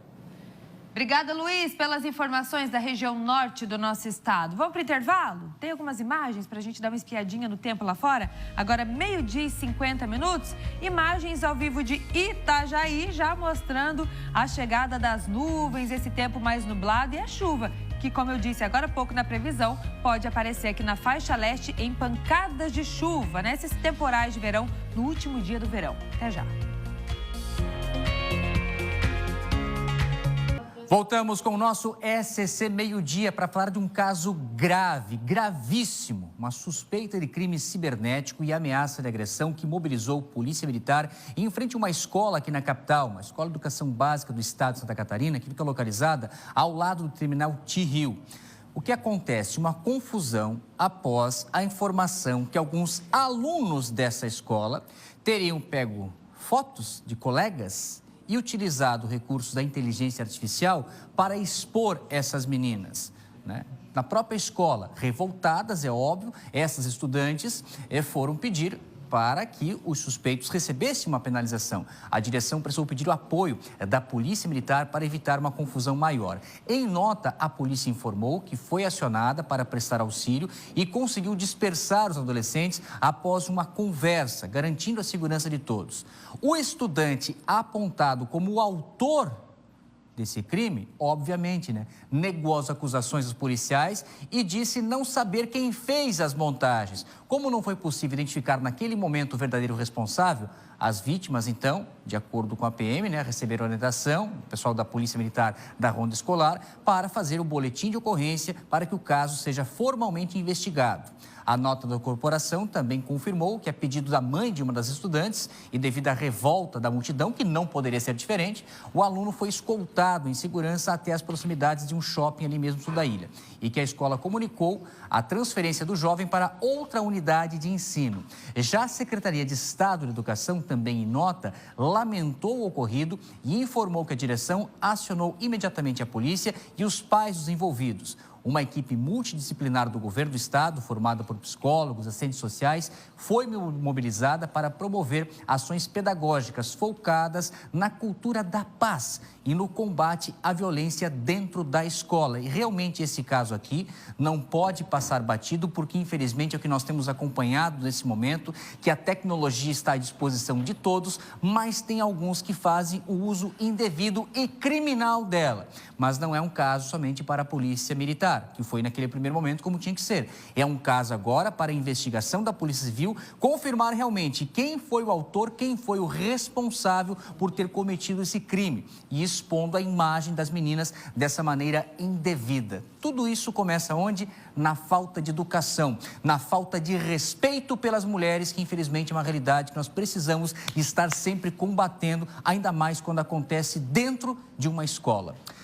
E amanhã de hoje, a Capela Menino Deus aqui em Florianópolis recebeu centenas de fiéis que participaram do ato de lavação de pés do Senhor Jesus dos Passos. A procissão, a tradição aqui, que acontece nesse fim de semana, chega à sua edição de 260, a manifestação religiosa mais antiga de Santa Catarina.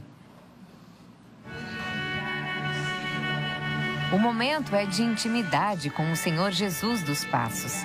O ato simbólico de lavar os pés faz parte dos preparativos para essa que é a maior manifestação religiosa de Santa Catarina.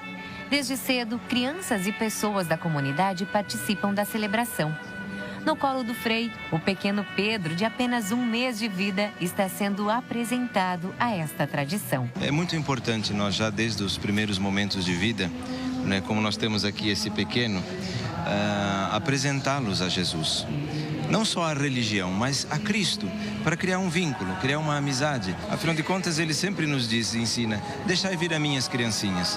Essa é a primeira vez do Pedro na igreja. A fé faz parte da rotina dos pais, que hoje tem muito a agradecer. Ele é o nosso milagre, materializado. A gente esperou por muito tempo e ele nos chegou esse ano. Foi por um processo de adoção que nós esperamos por muito tempo. E ele está aqui, ele veio, ele é a nossa cara. Desde pequeno eu fui muito fiel e muito grata a tudo do Nosso Senhor dos Passos, Eu sabia que em algum momento alguma coisa boa ia acontecer, Eu sabia que, foram muitos anos de espera, E não que eu tinha desistido nos últimos anos, mas a gente entrega na mão de Deus e sabe o que poderia acontecer ao longo do tempo. A lavação da imagem do Senhor Jesus dos Passos acontece sempre 15 dias antes da Sexta-feira Santa. É um momento de muita emoção e também de agradecimento pelas graças já alcançadas. É uma felicidade sem tamanho, Porque a gente está olhando para Deus, Esse Deus maravilhoso. Eu estou sempre aqui na capela porque a minha mãe ensinou eu sempre a vir à missa, Então eu venho desde que nasci. Agora Rita traz o neto. Ele é o motivo de tanta fé. Aleph nasceu com problemas de pulmão. Hoje, com 10 anos, ele continua a tradição e vem agradecer pela própria vida. Eu não tenho nem o que dizer, porque foi ele que me salvou, Desde que eu nasci, eu sempre venho. Minha fé é mais que inabalável, é invencível. Esse é o sentimento de quem acompanha a procissão do Senhor dos Passos, que simboliza o encontro entre Jesus e Nossa Senhora das Dores. São 260 anos de celebração. A lavação é o primeiro ato dessa tradição, que segue com programação no fim de semana. No sábado de manhã nós temos a procissão do carregador, onde o povo vem aqui para levar as alfaias até a catedral. No sábado à tarde nós temos a missa da saúde, para que o Senhor dos Passos possa proteger o seu povo. E aí à noite a procissão, que ele é carregado pelo seu povo. No domingo nós temos o encontro da mãe com o filho.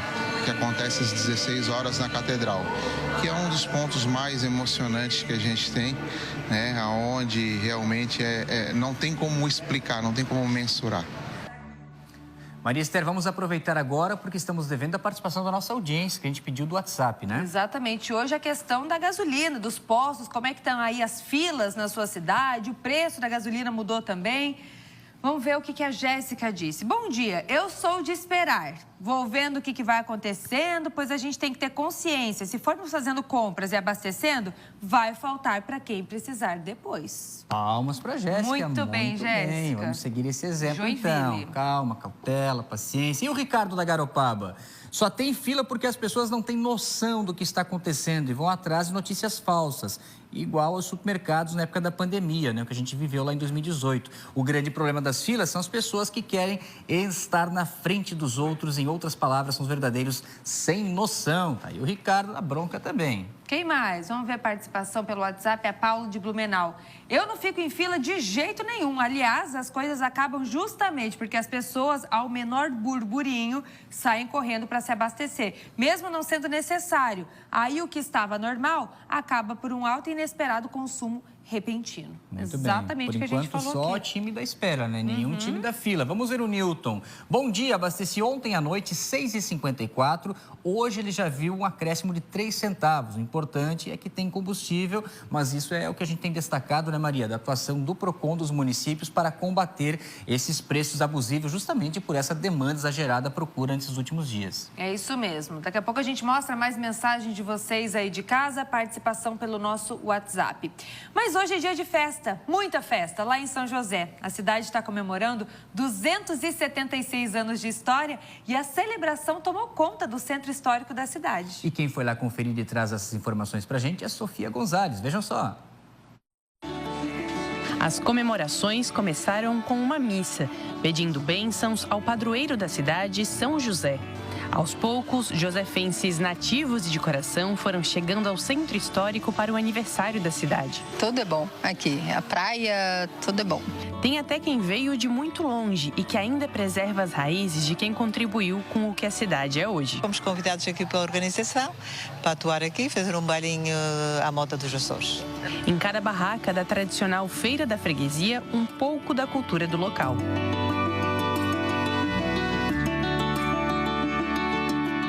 Momentos que são captados por quem nasceu aqui e segue olhando com carinho e admiração para a terra natal, pensando no futuro. Qualquer fato que ocorrer, se a gente estiver perto, fotografa. Registro por causa de pesquisa. Ah, é? Vai necessitar daqui a algum tempo para verificar fatos e ocorrências. E a gente já tem registrado. Entre as atrações para a comemoração estão sessões de cinema josefense no Teatro Adolfo Melo, o mais antigo de Santa Catarina e um dos primeiros do Brasil. Hoje, São José completa 276 anos. É a quarta cidade mais antiga e também a quarta mais populosa de Santa Catarina. E para os próximos anos, a expectativa é que a cidade cresça ainda mais. Nós lançamos algumas obras, como a macrodrenagem de Campinas, a abertura de uma via no coração de Campinas, e a macrodrenagem vai proporcionar a gente acabar com uma água existente lá, qualquer ameaça de chuva, eu tenho certeza que vai minimizar. Como devemos iniciar a Beira-Mar de Barreiros, uma obra tão sonhada, dar continuidade à Beira-Rio, que é uma obra das mais importantes para essa cidade, que vai cortar a cidade da BR-101 até a alça de contorno, que aos poucos, cada braço que a gente conseguir fazer é um avanço a mais, representa a renda, mais emprego e mais empresas que possam se instalarem por lá.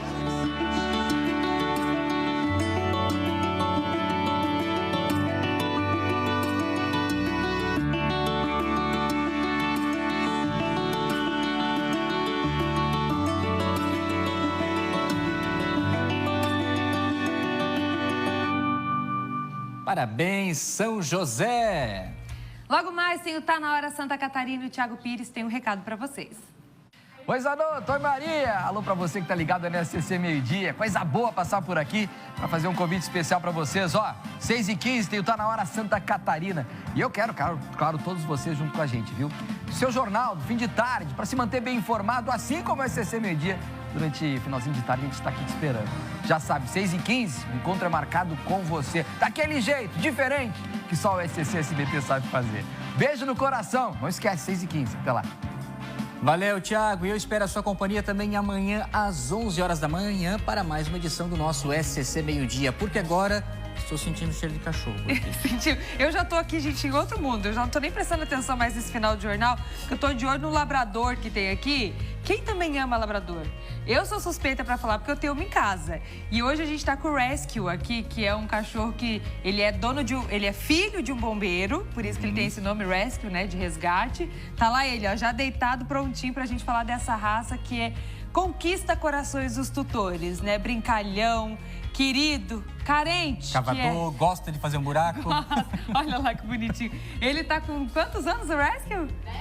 10 anos, Zanotto. 70, então, já é um senhor já. Já é um senhorzinho, tá com bigodinho branco, coisa mais fofa. A gente vai falar no Pet Show de hoje no A Tarde é Nossa. Valeu, Maria, até amanhã. Bom programa pra você.